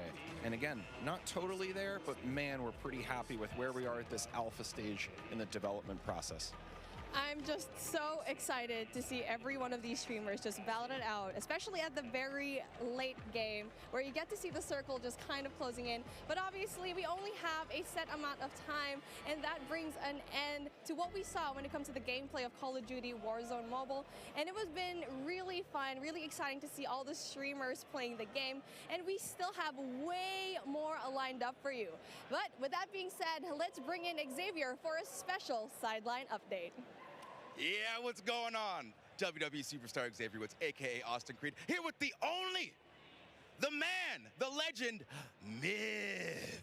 I'm here with Austin Creed. Woo! Having a good time. Good to see you, man. Good to see you. How you been? Brother. I've been great. Good. I'm having such a good time so far, man. It's crazy. Well, I love to see you. Now, first things first, we've all been at home for a long time, and now we get to come do an event like this. You get to see all your buds, play Call of Duty with all of them. How does it feel being at this event right now? Honestly, there's like a 13-year-old little boy like inside of me, the 13-year-old version of me that's like freaking the fuck out. Sorry, I don't know if that's allowed or not, but my bad. I won't do it again. But like, I am losing my cool. Like, I think it's awesome to think about the fact that like I'm at a Call of Duty event and one of this scale for a game that's this big. Right. Well, since you got to play the game with a bunch of people so far, what's your favorite thing? Ooh, my favorite thing, an individual thing. I think so far what I've come to really like is I feel like they took everything that I loved about Modern Warfare and elevated it to the point where like the visuals, the gunplay, the feel of everything is just really polished and tuned. And that's part of what I really, really loved about Modern Warfare. Nice. Now, you're going to get into some Battle Royale later today. Is there anybody here that you are excited to find and take out on the battlefield? Give me Give me Symphony's Pidgeotto ass. You know what I mean? I want to take him out because, you know, he's known as the cheater, the Warzone kid, and he's my good friend of mine, so I feel like it'd be legendary if I was able to just smoke him in the new Modern Warfare 2 Warzone, you know? Well, there we go. We're going to be watching. We're going to see if you get it. All right. Appreciate you guys listening. Back to you, Lottie. Great job, guys. That was awesome. Did they freak out back there? Awesome. Yeah, that was great. That was so fun.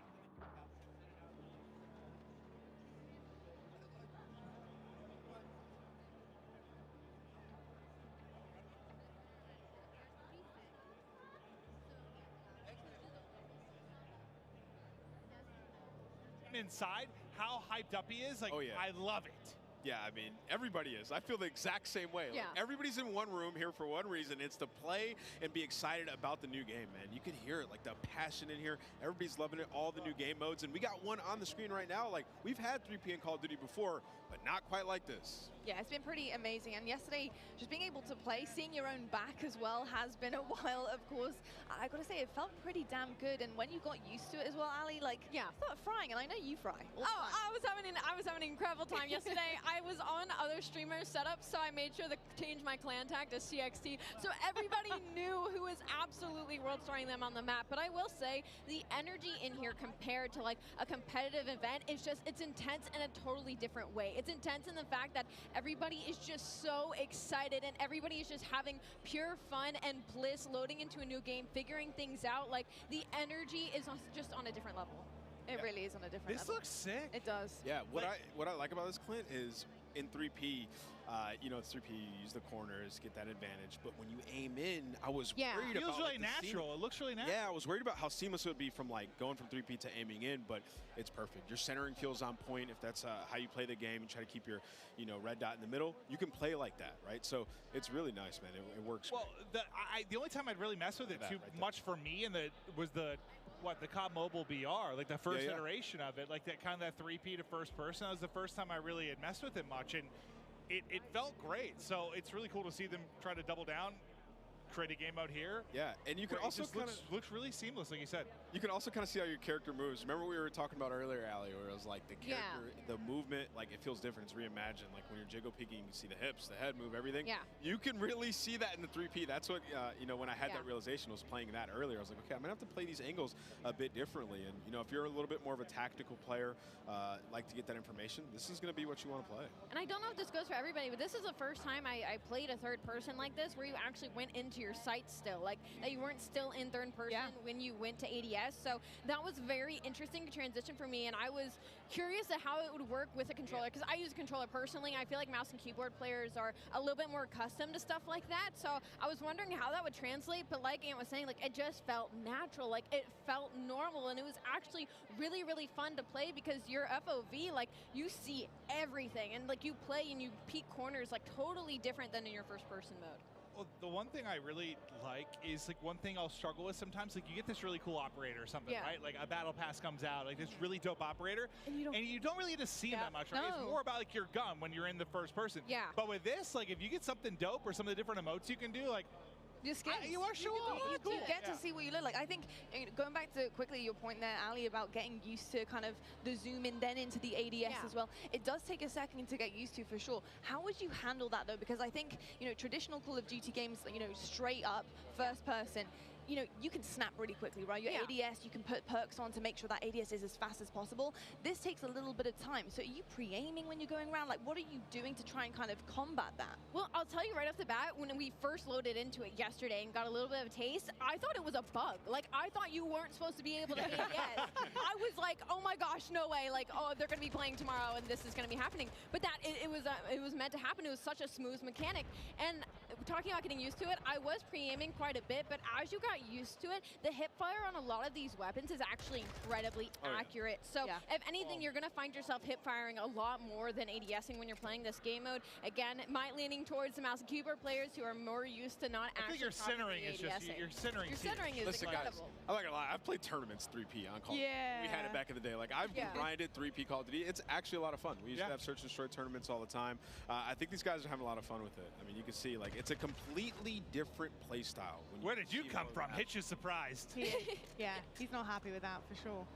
But it's absolutely incredible. And another thing, you get a different kind of FOV feel for the map as well. You see things in a different kind of scope and bigger picture here. I'm kind of curious to see what things look like in terms of like hanging from ledges from third person and how that kind of works as well. Like they put in so much work into the game. Like IW, I see you. You want us to see everything. And that's kind of what 3P is for. Like Clint, that's a really good point. Like with your operator, like I want to see that swag. Well, I miss like it was a simple thing, but back in Blackout, like the first iteration of the VR, you had like these emotes that you could do, like a hula hoop or something that would go out to third person. And I kind of miss that going forward because I like to see, if I get this really cool operator, I want to see it more.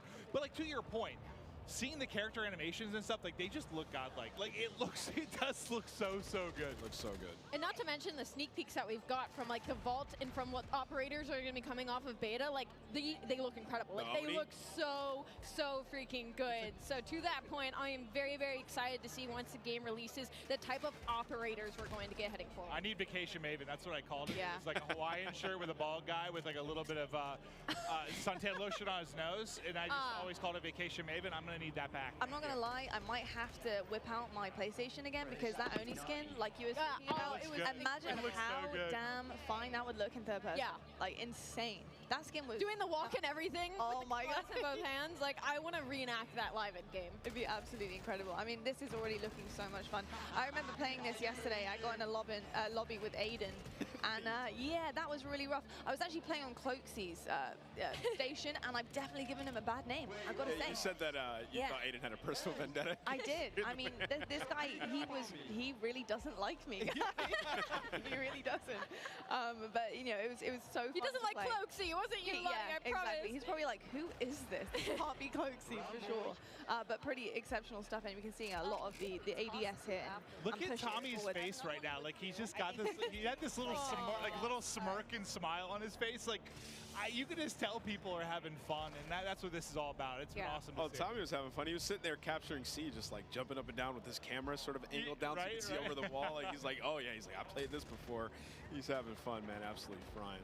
It wouldn't be a Nick Cam if his face wasn't in it. Yeah, like what I walked through all these setups. I saw the cameras were in the right spot. How is it still only half his face? Like he moved it. He had to have. That's the classic Nick Merckx. It's the forehead. It's the eyebrows and the forehead going strong always. You probably talked about this a little bit, but just while it's on the screens, I've got to say, the aesthetics of this game looks so good, and in terms of third person as well, being able to see it all encapsulated, as well as your, of course, skin and your operator that you're looking at. All right. Stunning. And so is the gameplay here from Nick Merckx. Yeah, it really is. That was sweet. The color I'm loving, but he's got the gunning on point right now. Nick Merckx absolutely forehead cam and all, just frying. And you saw what he did there, up the lobby. He was pushing up and he was turning left, but he had his camera angled behind him.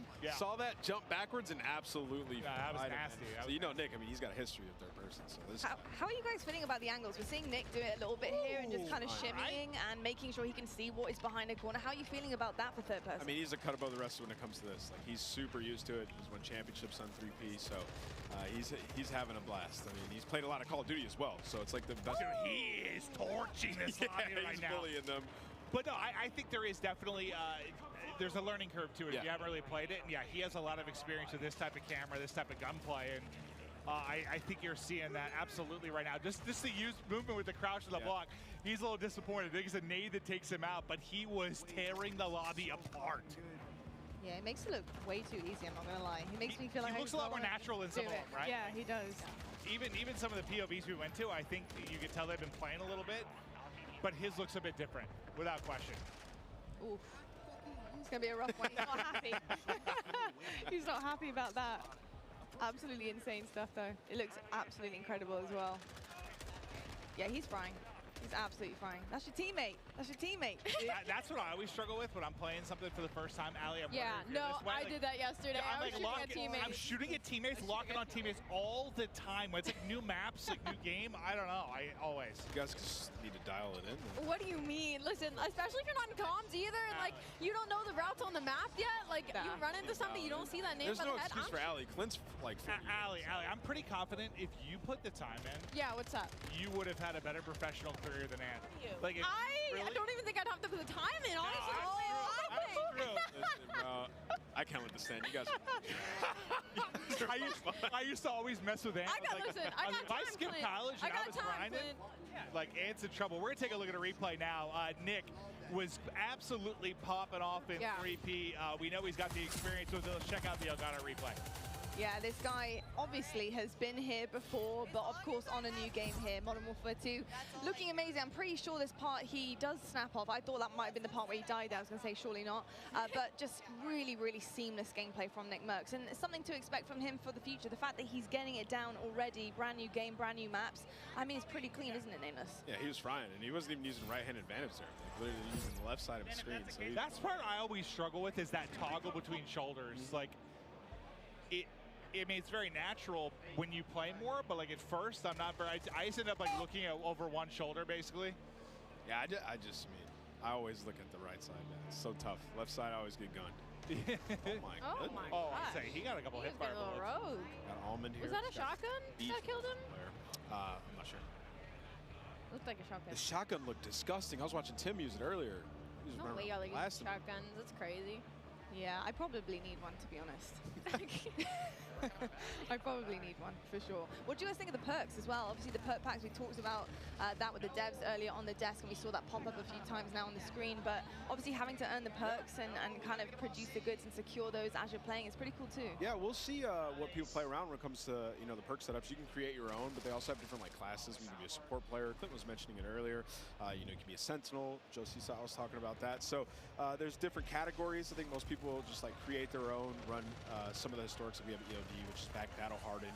You can stay away from stuns, nades, and then Dead Silence is a field upgrade. I know everybody's always talking about is Dead Silence in the game? Well, yes, it is. It's a field upgrade. So you can still have that while you pick your additional perks, and as the game goes on, you'll get more. So you're just going to feel like a super soldier this time. Yeah, it's interesting. It's different. We're going to see how it plays out, but it seems, I just like the concept of unlocking and earning things. I do so. It's satisfying. You get kills, the game goes on, you get an extra perk. Like, we've had like something similar before back in Ghost with the Specialist, and you felt unreal as you started to unlock some of the other perks. So I'm excited to see how these guys play around with it. Ooh, all right, Papa App. I know. Father of two. Here he comes. Dominating the lobby. I love seeing a sub in his hand. I mean, this is probably one of the better opponent views we're going to get, as he is just looking to be a menace right now. Using the 74U, looks like a version of the AK. Yeah, he is. Oh, yeah. Do it to him, my goodness. Oh, my goodness. Forget as these guys grind, they're going to start unlocking more weapons. So we haven't seen this yet. We've seen Fenix, we've seen the Hurricane, the FSS Hurricane.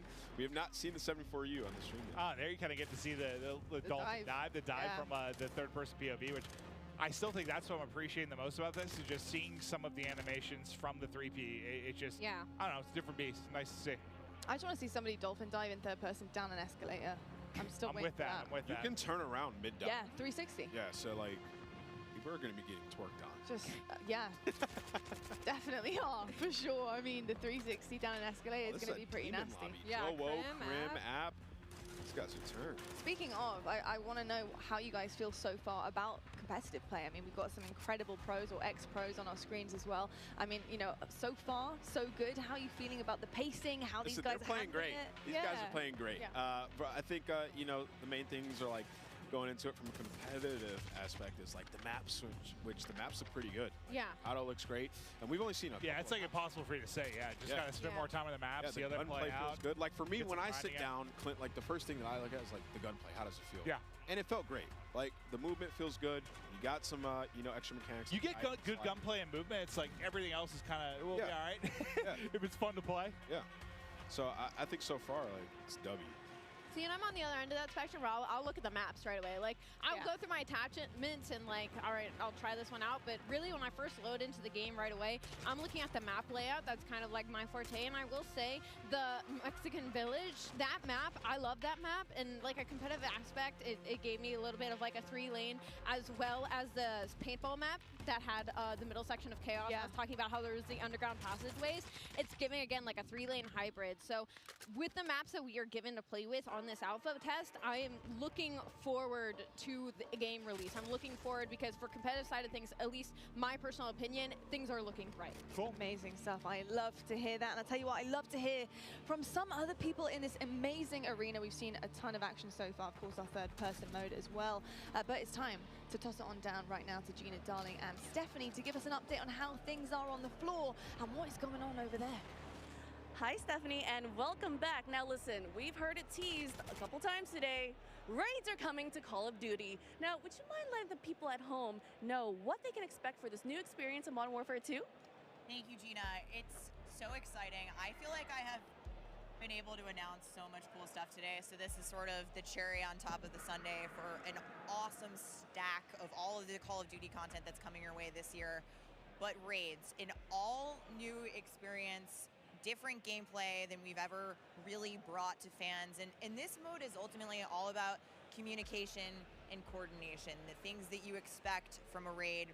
And we're actually going to be looking at episodic missions, all of them sort of a couple hours in length, starting with Season 1 and the launch of Modern Warfare 2, and then having that narrative, which will actually, play in with the campaign, continue to play out across every chapter.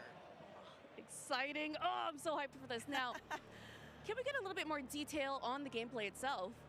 Yeah, so we're looking at 3-person teams. And like I said, this is all sort of a mix of combat, of narrative, and puzzles. So those sort of core mechanics of what we know and love from Raids are coming to Call of Duty in that style. And like I said, I think the way that the narrative will continue to evolve seasonally across each encounter and each mission. I'm stoked for everybody to get a chance to see these. Now, listen, as a longtime Call of Duty player, lined up during midnight so many times, and the still GameStop, at the Best Buy. Shout out to the mom and pop shops too. And still streaming Call of Duty to this day. This gets me so hyped. So please let me know, how and when can we dive into Raids? Right, so this is going to come with the launch of Season 1. So same dates you're looking at for Warzone 2.0. This will be November 16th. Season 1 kicks off for Modern Warfare 2. And I think it's going to be somewhere in the middle of Season 1, actually. So it's going to be great. Awesome. You heard it, guys. Thank you so much. And let's go back to the desk. Thank you so much, Gina and Stephanie, and really excited about everything that is coming in. I just feel like the more the day goes on, the more we're getting, the more reveals are coming. I mean, there is so much to unpack here, isn't there? It's just, listen, I've been a part of a ton of these launch events or premieres, and we've shown, usually it's been like a multiplayer reveal, or maybe we'll show off like a campaign or something. Never, I don't know how to describe it other than like it feels like we're in this sort of like metaverse now with Warzone Mobile, with Warzone 2, with multiplayer coming from Modern Warfare 2. It just feels like it's this giant sandbox of so much cool Call of Duty shit that I love it. Yeah, absolutely. I mean, it really is an experience. I feel like Modern Warfare 2 is bringing absolutely everything to the table. Or, on the other side of things, there is something for everyone, right? I mean, we're getting DMZ, we've got Ground War coming on our screen in just a moment. I want to see a tank bolt someone's face off. I mean, third person, the list is absolutely endless. So the fact that there's so many Call of Duty fans that love something specific about COD, they have something to sink their teeth into here, Ali. And it's just it's a lot. incredible. He is a good-looking man. It's like an amusement park. No, you're good. I need you to let you shoot your shot. I got distracted by Cloaksy. I'm so sorry. Continue your point. I hope he sees it later. I'm so sorry, Cloaksy. I am so sorry for yesterday tainting your name. And I was just saying, it's like an amusement park of Call of Duty, right? There's just so much going on, and like we haven't even scratched the surface of it. Like there's still so much to be played. We're heading into ground war. We're gonna see tanks. We're gonna see the vehicles. Like so much. Oh, the water! This is what I've been waiting for. This is what I've been wanting to see is the boats. Wow. So they're going out. They're going fishing. They're going out. They got the full squad in there. Look, like I would not want to run into these guys. We played some Invasion. Oh, it's Stone Mountain. I'm not shocked to see that dude. He's ready to get tactical with the ships. Yeah. These guys got, okay, I was going to say he's running around with a pistol. Got the M4 in hand. Zuma here, so you know he's twisted. Yeah. Nah, he's having a blast. It's been amazing to see Tommy Zuma's success in recent months. But, yeah, he's got the gunny still. It's cool to see him out here competing, playing, having some fun. But this is like, what, kind of like a middle ground between like your Warzone and your multiplayer experience for those of you that haven't like messed around with ground war. It's just giant sandbox. You're gonna see it all. Very, very different from your 6v6 type maps, that's for sure. Yeah, still with a little bit of an objective in this one, different than Invasion. That's a bathroom. Whatever. And everyone's in here just trying to, like, you just come in here, you pull out a sniper, you pull out an AR, SMG, drive all the vehicles, like full experience of Call of Duty can be had here in Ground War. Yeah, that is very, very true, actually. It really does kind of remind me of Warzone. I don't know whether that's just because Aiden's on my screen or whether it's just because, obviously, this is a massive map, but it really is almost like a little bit of a warm-up and a little taste into what Warzone is. And it's cool the fact that you can get that in Modern Warfare 2. You can kind of come out of multiplayer, chuck on Ground War, and just get straight into things here as well, which, oh, God, go on.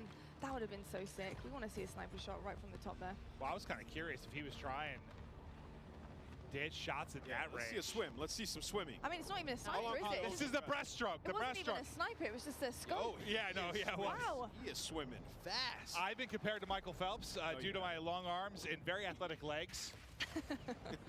Is he getting damaged? Yeah, He is. pretty sure he's either, I wasn't sure if he was drowning or getting beamed. Ooh. Maybe a little bit of both. Hold the phone. I love how the movement with Aiden, like you can tell he's playing it like Warzone. Like when we were first watching him, like he was busting doors open, looking at the ground, looking for high ground. And so I think that's like, it's so interesting to differentiate the play styles between all the players and creators that we have here. Yeah, it's very interesting. And you can see right now he's just obviously selecting his loadout here, and it's something we also got into earlier on. But Ground War, what kind of loadout do you want? Obviously, it's very different from multiplayer. It's so much bigger. You know, what are you thinking? You gotta have have an AR with. You saw he just put a bigger scope. He just hit himself in the forehead with that nade, I believe. Split. Hey, listen, it happens to the best of us, Aiden. It happens to the best of us. Not me, but it happens. I love that you can select your spawn as well. But yeah, you're gonna want like a sniper, an overkill AR. Nice move. Yeah, this spawn selection is huge, by the way. That is such an interesting and cool kind of push there into Ground War. Listen, this is what I'm doing all day. If I'm not in the back sniping Ground War, like I'm in a tank, 100%. Like, look how fun this is. This guy's just driving around, just blasting people. Nothing but vibes. What song do you think he's got playing in the tank? That is a good question. That's a very good question. Yeah, I would say it was some like AC/DC. Usually in the trailers, I feel like there's usually some. Oh, he's trying to rock shoot the water. anthem. See what Wait, drive the tank in the water. I want to see what happens. I would love to see that, please. Well, what's the one? Is it the ATV that's like can do both? It's like amphibious, right? I believe they talked about it. I think in like the opening of the show, there are some vehicles that you can take right to the water. Like this is some James Bond stuff. They said they sink slow now when you drive a vehicle in the water, which I want to see a tank sink slow. I know. It's kind of cool just to see people diving in, by the way. Isn't it? It's kind of cool to see people jumping into the water. Stuff, Dip your toes into it. And just like when we It's scale hot. out, They're in the desert. when we come out of game and we see the view like this, it just blows my mind that they were able to set this up. Yeah. Oh, just Like, the venue Everybody itself. grinding, like everybody in a ground war, queuing up. It's been absolutely amazing all day, man. You can hear everybody's getting loud, passionate. They're ready, man. Oh yeah, there's been a fair amount of trash talk. Just, I mean, a lot of these guys know each other. They're in the same lobbies, just screaming at each other across. They just redeploying on a giant heli. I have not seen that. Oh, I was looking away, back behind us. I didn't even see it. Yo, Stone Mountain on a giant helicopter, like 3 other players, super high up. Oh, here we go. Yeah, I was kind of curious how much you got to lead. Yeah. That's what I'm saying. I was playing. Oh, how is that not? I know. I literally was like, how? And I was leading my shot, not hitting him. I was like, Surely that was on the dome. Maybe it's no lead? I think it's one of those things like just different sniper. You just got to get used to it, dude. Once you get a feel for it, Oh, here we go. Yeah, well, up close and like, you know, medium range, I was fine with sniper, but from range, it just felt harder. It's going to take some time to get used to. It'll take a little bit of time. I mean, I'm kind of all for that. I'm kind of hoping, at least just from the amount of like Warzone I played, and I know we're in ground war right now, but like your really long range stuff, I'm hoping with a reduction in attachments. Like this? Oh, yeah. What is going on here? This looks awesome. Yeah. Well, what sort of sniper perch is this? It's like a chopper gun. Like, this looks lit. And you can, oh wow, you can really walk around? Jeez. That's so cool. That's actually really cool. I wonder if the back is open. Is the I back need open you to too? hit it. Oh, God, out of the combat area. Get out. 2, 1. Oh, just it back in. made it. Look, 2 of them did it though. Look, noisy. Oh. But I hope, like, with the reduction in attachments, Try to snipe. it's a little bit harder. Like, you know, we've gotten so used to being able to just beam someone at 200 meters. There's a little bit more of a challenge to it. Yeah, a little bit more of a skill factor coming in. Oh, someone saved his life. Guardian Angel. I really do feel like the way that, you know, this game plays so far, the pacing, everything about it, honestly, the skill gap, I feel like, is there. I feel like we're going to see that a lot. Well, that guy's thigh is no longer there. That's so true. A lot of Very it true. just ripped off with a 50 cal. Very true. He was just moving with the sniper in his hand, by the way. Like, really quick. The speed demon. He changed the attachments there for sure. Ooh. Hey, Clug. What's up, buddy? I'm your #1 fan. I ordered your merch, and I wear your shirt every other day. Big That's fan. some pizzas in the background. That's a Are they big fan. hand delivering pizzas to the Oh, are setup? they? Okay, because I'm looking forward to that. Wow. When I'm thinking we get a hand-delivered pizza I'm to the thinking that's a desk? little I don't know hand-delivered when my- Little Caesars going around right now. Whatever my next break is, I'm throwing back an entire I hope they're getting napkins. Yeah, I'm not gonna lie. some- Having pizza, watching some Very gameplay on this greasy desk right now is a vibe. Yeah, I mean, what I see right now is I see Call of Duty, I see a bunch of streamers, I see Mountain Dew, I see pizza. I mean, This is literally opening night. Like, This brings me back to being 18, right? I know. Just the best. We're waiting in line for the game, go home, like, I'm taking school off tomorrow. Like, sorry, I can't go, Grandma. I'm sick. Yeah. Gotta put that temperature thermometer on the radiator. Make sure that's the highest it can be. Oh, there it is! my God. Of course it's Pammy! Who better to watch for the sniper? Of course! Hit it! Ah! Hit marker! Wow. Oh, he is just flying Oh, his that? wow. He said, I'm getting this one. It is Pam. What a moment. Pamashi bombed. Oh. Oh, he's going to rip midair? He's been doing this for a while. Oh, no. Ah. He got one, though, from the chopper. Look at the smile. was You can see him. gross, too. He's so happy. Oh, I can see it now, Clint. All the 360 snipes off of that chopper. Oh, yeah. In the montages, like, it's going to It's like, what you know those moves they do off of, like, the diving board, like at the Olympics, right? It's going to be like triple cal sal, 720 backflip into a snipe. Yep. Okay. Look, the dev said that they wanted fun, and this is that sounds pretty damn I'm fun kind to of me. with that, yeah. Oh, my God. What just happened there? Sniped out of the sky. Adios. Farewell. Was that bread? I don't know. I think it was bread. Look I at don't know. I might need a replay. Oh, we got a demon lobby. I saw Biffle in here. Jack's getting popped. I saw Miles actually getting pretty diffy in a lobby against Biffle. Okay. He was top of the leaderboard. That's who we needed to 1v1 Biffle from. I actually think it's a Miles. Oh, versus there's the Biffle, pizza. yeah. That looks glorious. Of course, Jack takes full parade. Oh, my mouth is literally watering just thinking about pizza. Go ask Jack for some. I could eat it every Yeah. meal, I'll be honest with you. I really could. Oh, he's bringing the sniper out? Yeah, he switched to his own. He was like, you know what? Let's do it. If you can't beat him, join him. I want to know who's winning right now. Unfortunately, like I think it's Cam. Oh, they are winning there. I can see just the top, the 45, 49 winning. There we go. I need a loser's point of view now to see the score. I've not used this gun yet. This looks like a sniper. Oh. I'm confused. Is somebody actually driving that? I thought it was like a I thought it was a spawn but maybe chopper. not.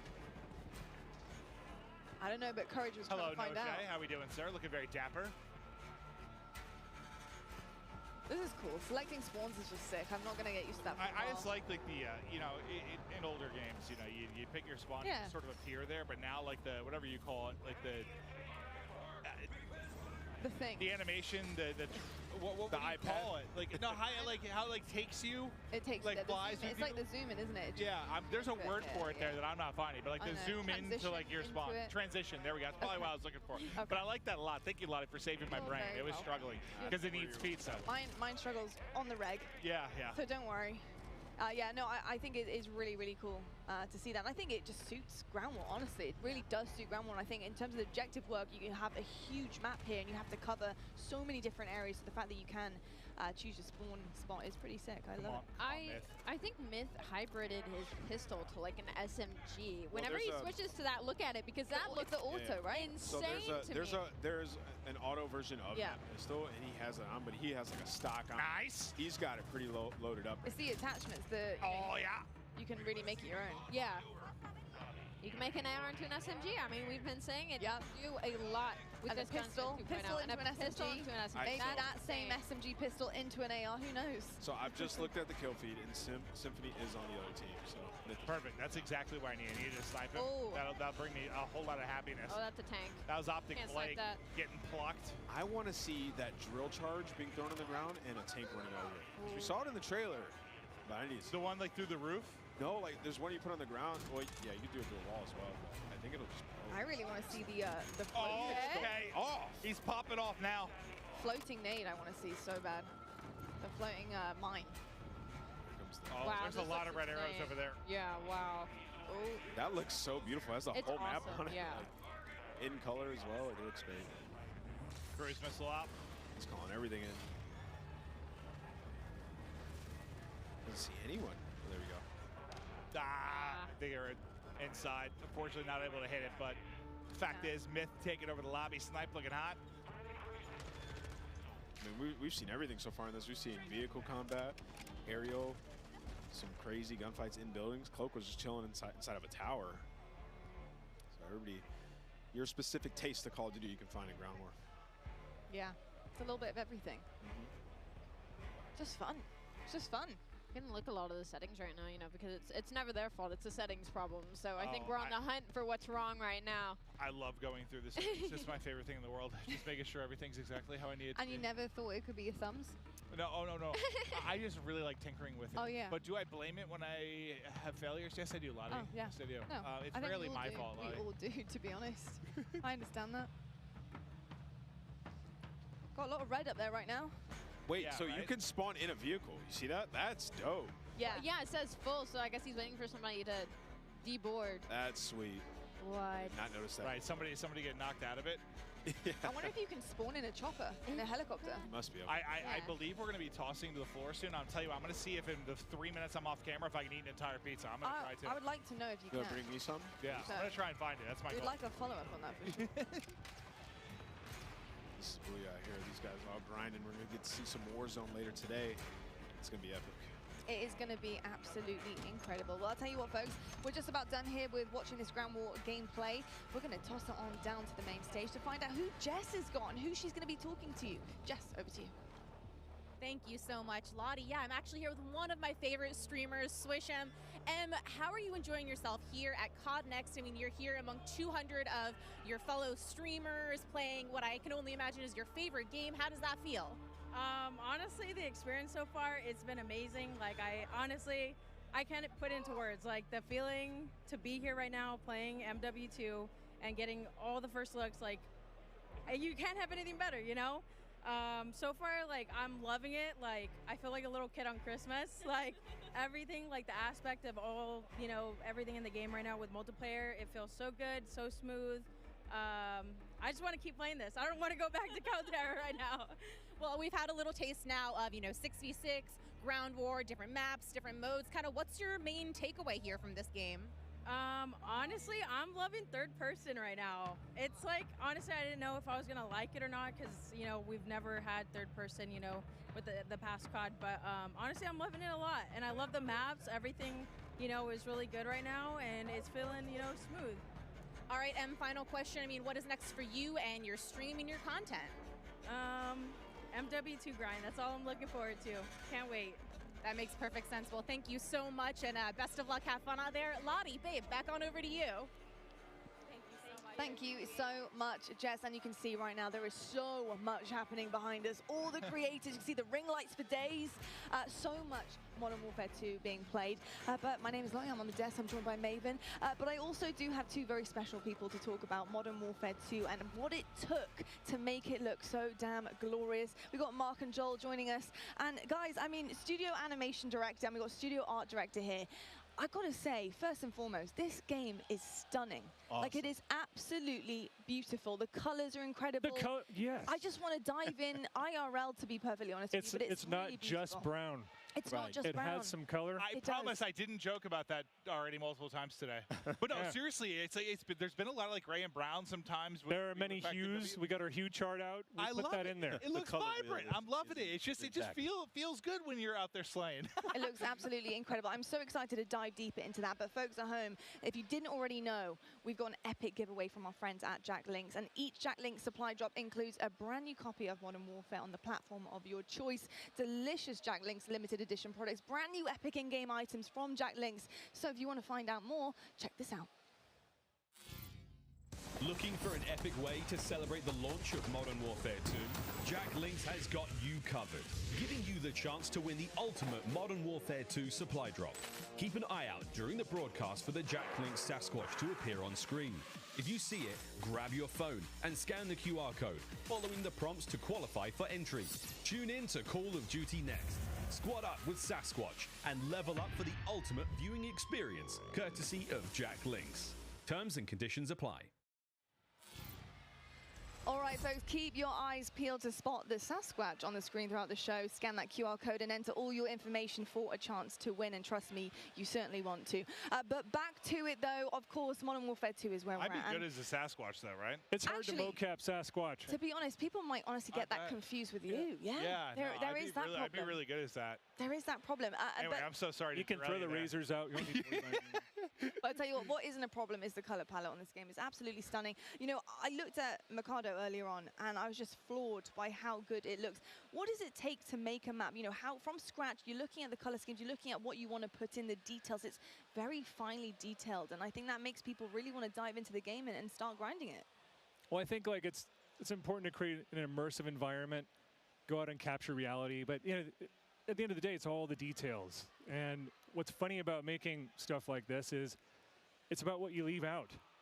You know, the real world isn't completely cluttered all the time. It's very, you know, kind of understated and things like that. So kind of holding people back sometimes because they want to keep going, and you know, especially in a game space, you know, that's important to pay attention.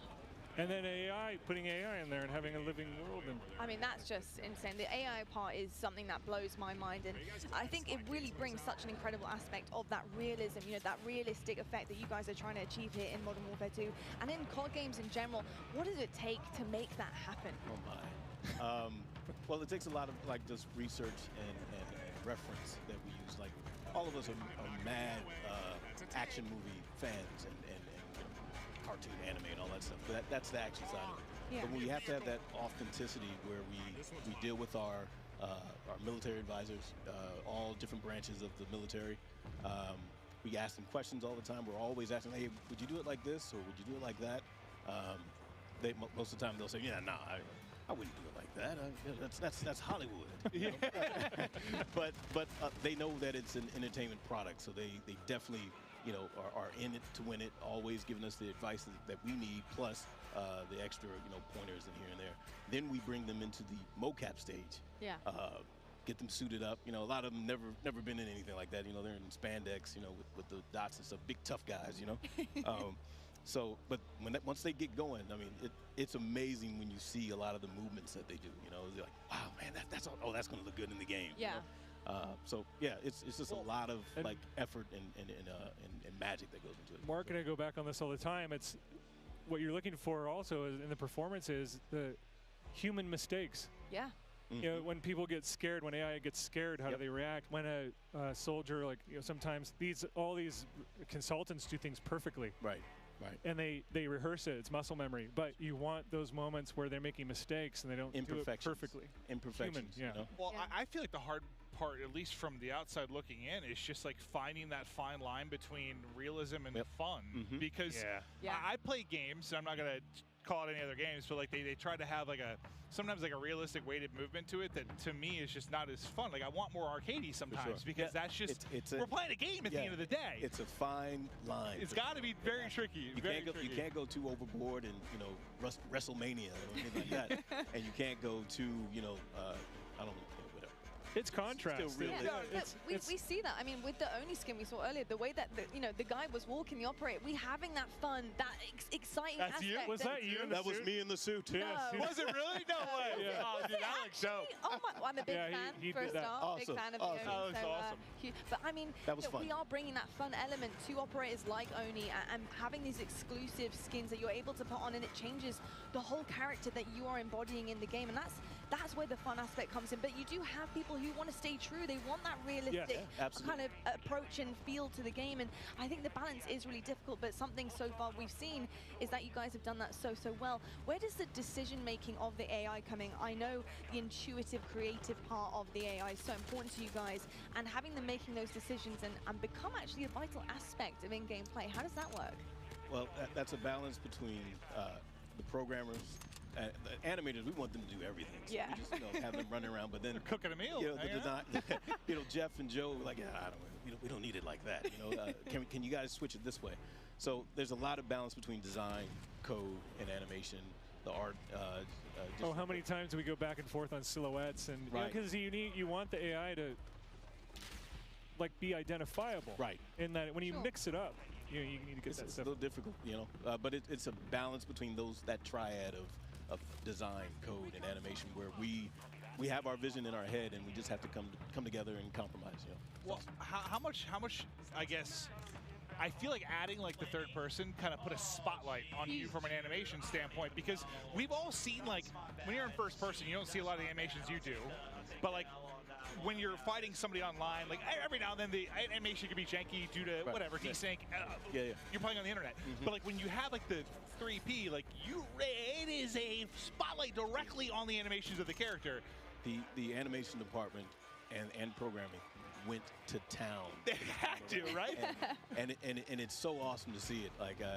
Our animation director at the studio, Bruce Ferris, I was just talking to him today about it.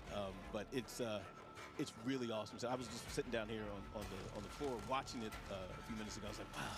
Man, it looks so good. That's what I was thinking. Vehicle mounting and all the stuff that goes on with that. The way that you mantle on things. You've got a nice system where the feet are falling on the terrain the proper way, on staircases and things. It's I don't know, it's just awesome to see. It makes the characters look great. When you see someone else doing it, that makes you feel even more badass. There's a power fantasy seeing it happen. That's all I could think about in the 3P part was the character animations, they look so They knocked it out of the park. It's awesome. They really do. I got to ask you just a personal nerdy question for me, but I love finishing moves. I think they're so sick. How does that get created? What's the magic behind finishing moves? Are they actually played out live? Do you guys have to do it? We do. We do. Wow. Cool. We don't do them ourselves. It wasn't me in the suit. We go get stunt people, and then we kind of map it out first, draw sketches. Hey, maybe it's do like this, do like that. We get them on stage, and then we kind of just go through it together, to kind of just bring that action and that feel, that same thing that you just felt. Yes. We did it last project. This time, we all right, we need to up the ante a little bit. Love it. So, violence and aggression.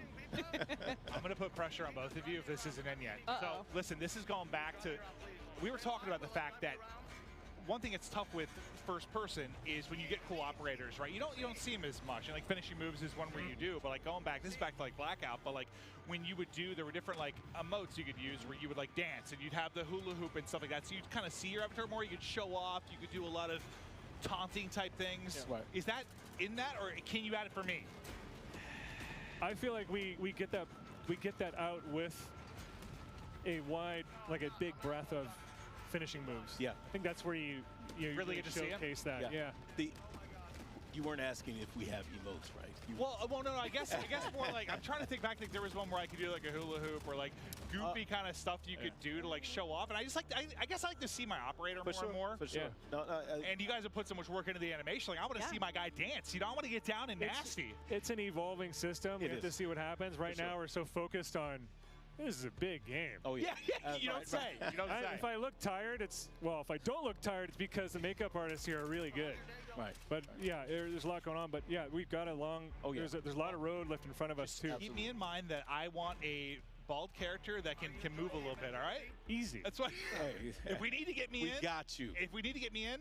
I'm going to call it Dance some on motion Grade. caption stuff. Yeah, I'm with it. like I'm with it. I can definitely attest that you don't want to get him in. And yeah, that could be a little bit of an error there. It could be. Hey, look, it might be the goofiest one we've seen so far, and I'm kind of down for the goofy part of it. That's for sure. Well, I think that's where you guys get to have some fun too, right? Because with balance. Balance and contrast. It's the balance. It's the balance for I sure. imagine all the realistic stuff talking to the military, but you want to have some fun too. Absolutely. I do. 100%. And we are. Very and we will. Very true. Well, look, it's my job to balance the desk out here, and I've got to talk about something very, very exciting. And Mark, I want to know a little bit more about the shoe surgeon. What have you been cooking up for us here? Hey, shout out to shoe surgeon.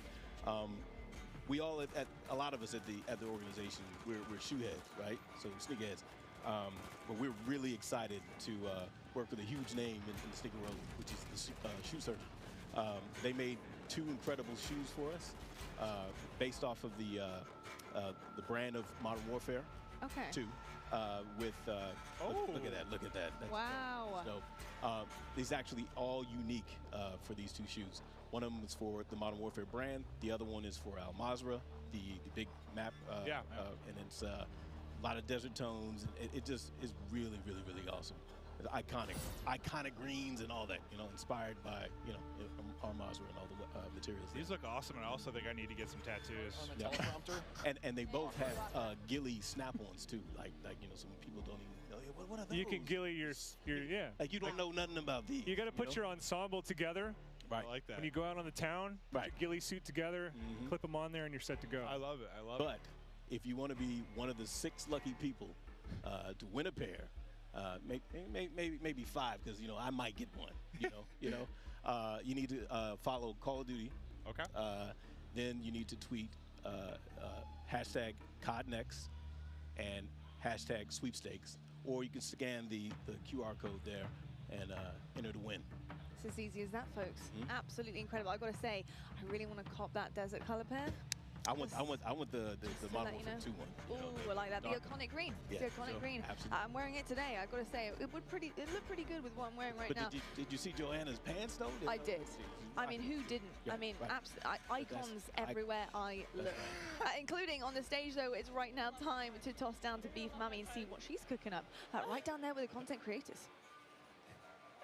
Wow, I'm ready to have another slice of that action here in Warzone Mobile. Did you like that? Yeah, Little Caesars right here. We're ready for another round of gameplay here.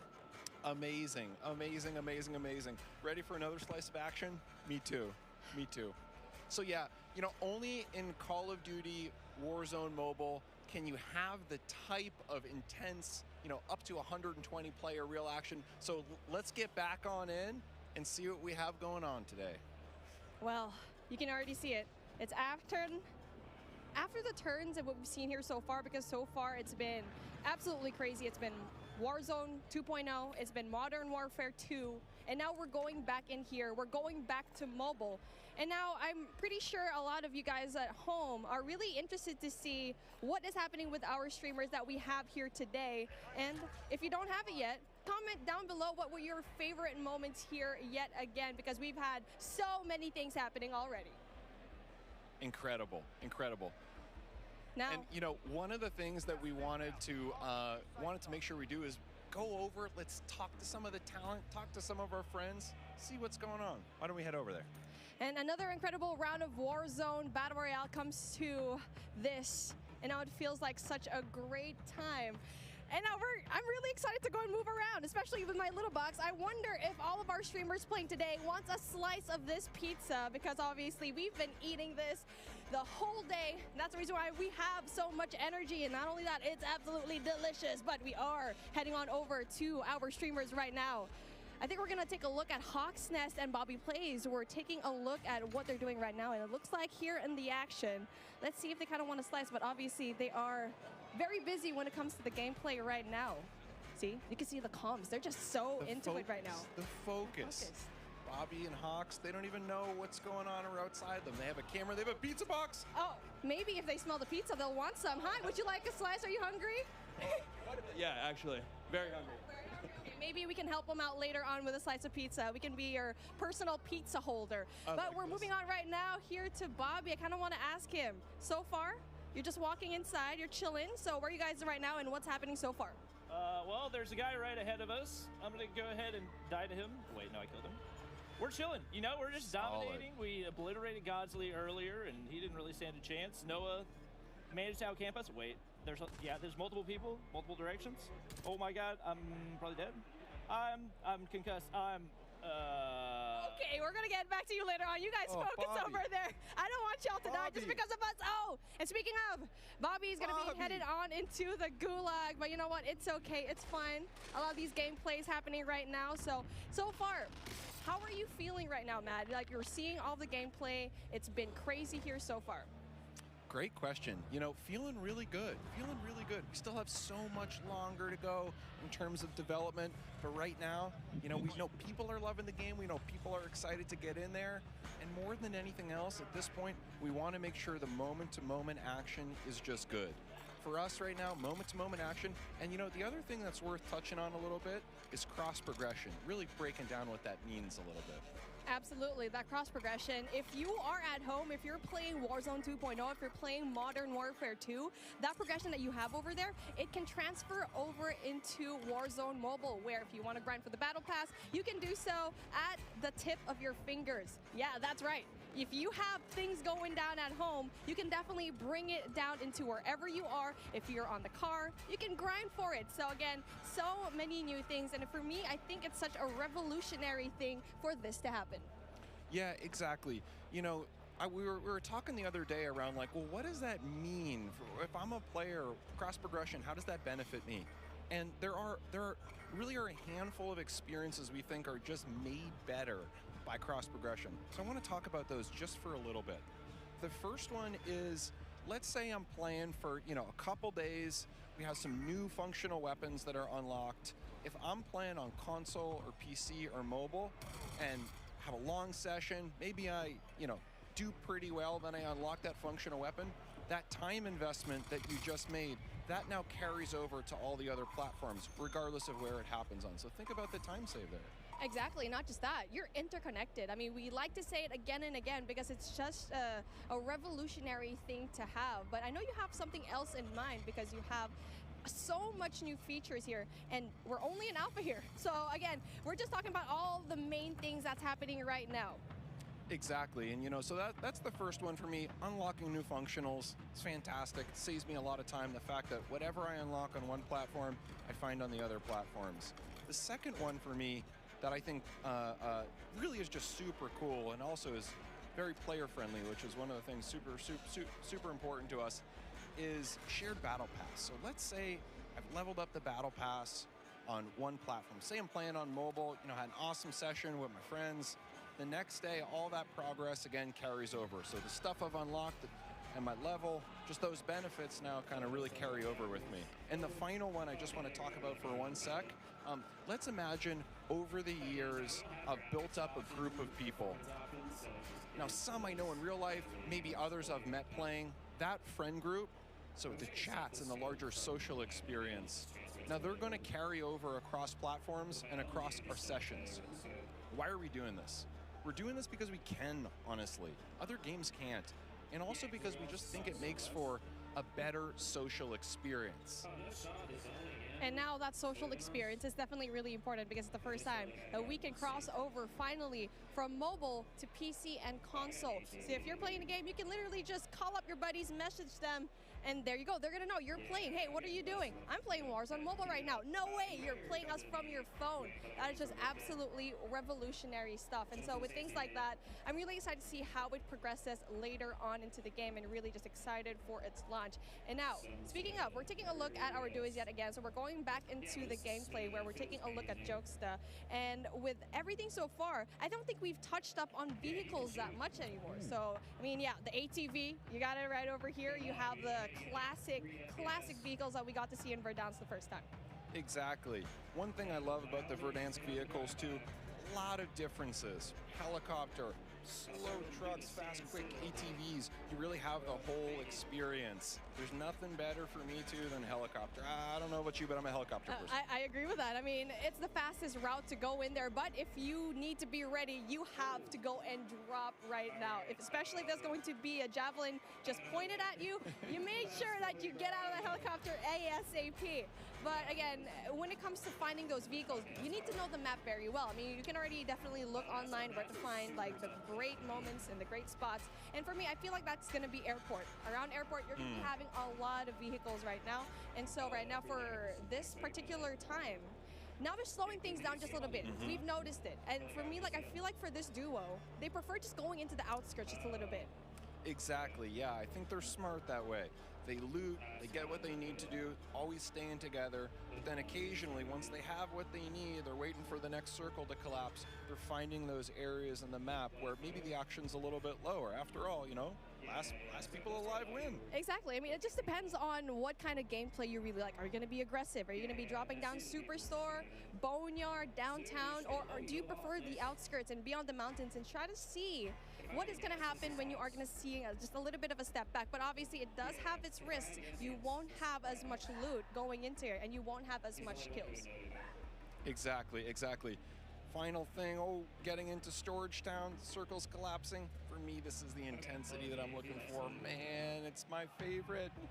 Same. I mean, it's really just a strategy that you can play for me. I'm the type of player that goes outside of the circle, going into the smoke, going into the outside of the zone, and try to have like a better angle there, because once the circle's zoning in, you don't know that anyone's going to stay out there.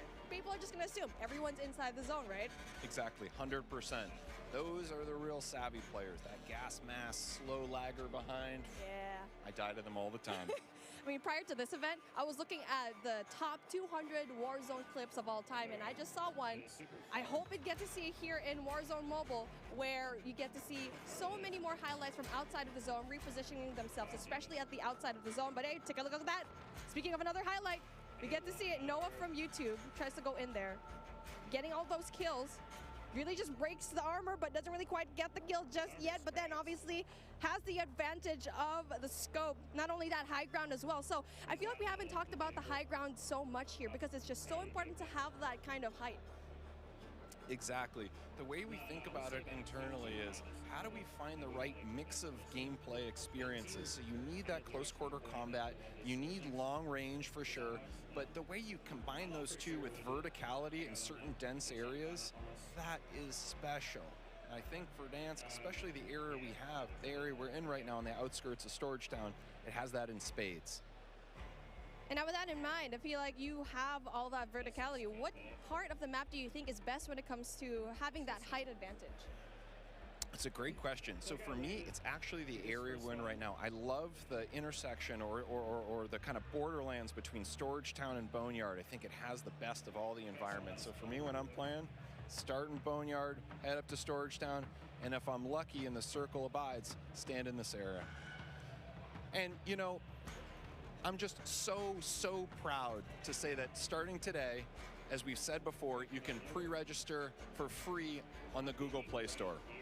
And for players on iOS, just stay tuned. We have incredible rewards coming up. And of course, we'll be able to pre-order on Apple App Store as well. Well, plus we have a ton of amazing rewards that we are unlocking at different pre-reg and pre-order goals, including a special operator skin for those who sign up. And now with that being said, I want the folks at the desk to see what they think of the new things today. Thank you so much, Beat Bummy. What a day it has been. We're almost, are we nearly done? Not even going to try to guess that one. Now, though, it's time to take a look at some of our best plays so far. Brought to you by HyperX, because that's right, guys. We've been playing COD all day, and there's only one Tommy Truant. It's a 1, it's a 2. And could it be any more? I'm on the desk here with Lottie, Alicat, and Nameless, and brother. We've seen it all, man, today. It's been nuts. It's been nuts, man. We've seen, you know, the core MP gameplay. We saw Ground War. Now we're seeing some of our best plays from our biggest streamers. streamers. We've seen Aiden, Tommy, Krim now. Aiden in the 3P mode, just running around hipfire and just frying people. It's been a hell of a day, Miles. We just watched Crimothy6 pick up 2. That was pretty sweet. Aiden again enjoying the hipfire. Look at this. It's almost a different game. Like, yeah. This is definitely MW2, but I mean, Lottie, this is something totally different. Yeah, it really is something completely different. And I think, you know, you heard the cheers earlier on when Warzone was kind of put on the screens. We saw the trailer, we saw the action unfolding as well. But I've got to say, just seeing some of our favorite creators being in-game currently, trying everything out, testing it. I mean, it's just absolutely insane. So, yeah, I've been loving everything so far.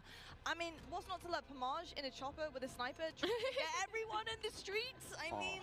What's not to love, Ali? I'm literally right there with you. There's like no better point of view at a better time that we could have gone to than Partager with a sniper in his hand and a chopper. And I would have to say that the hip fire in this game, this is a sneak peek, like, right? This is just our first look into the alpha of what Modern Warfare 2 is going to be, what Warzone 2.0 is going to be. I've seen more hip fire today than I think I've seen in the past like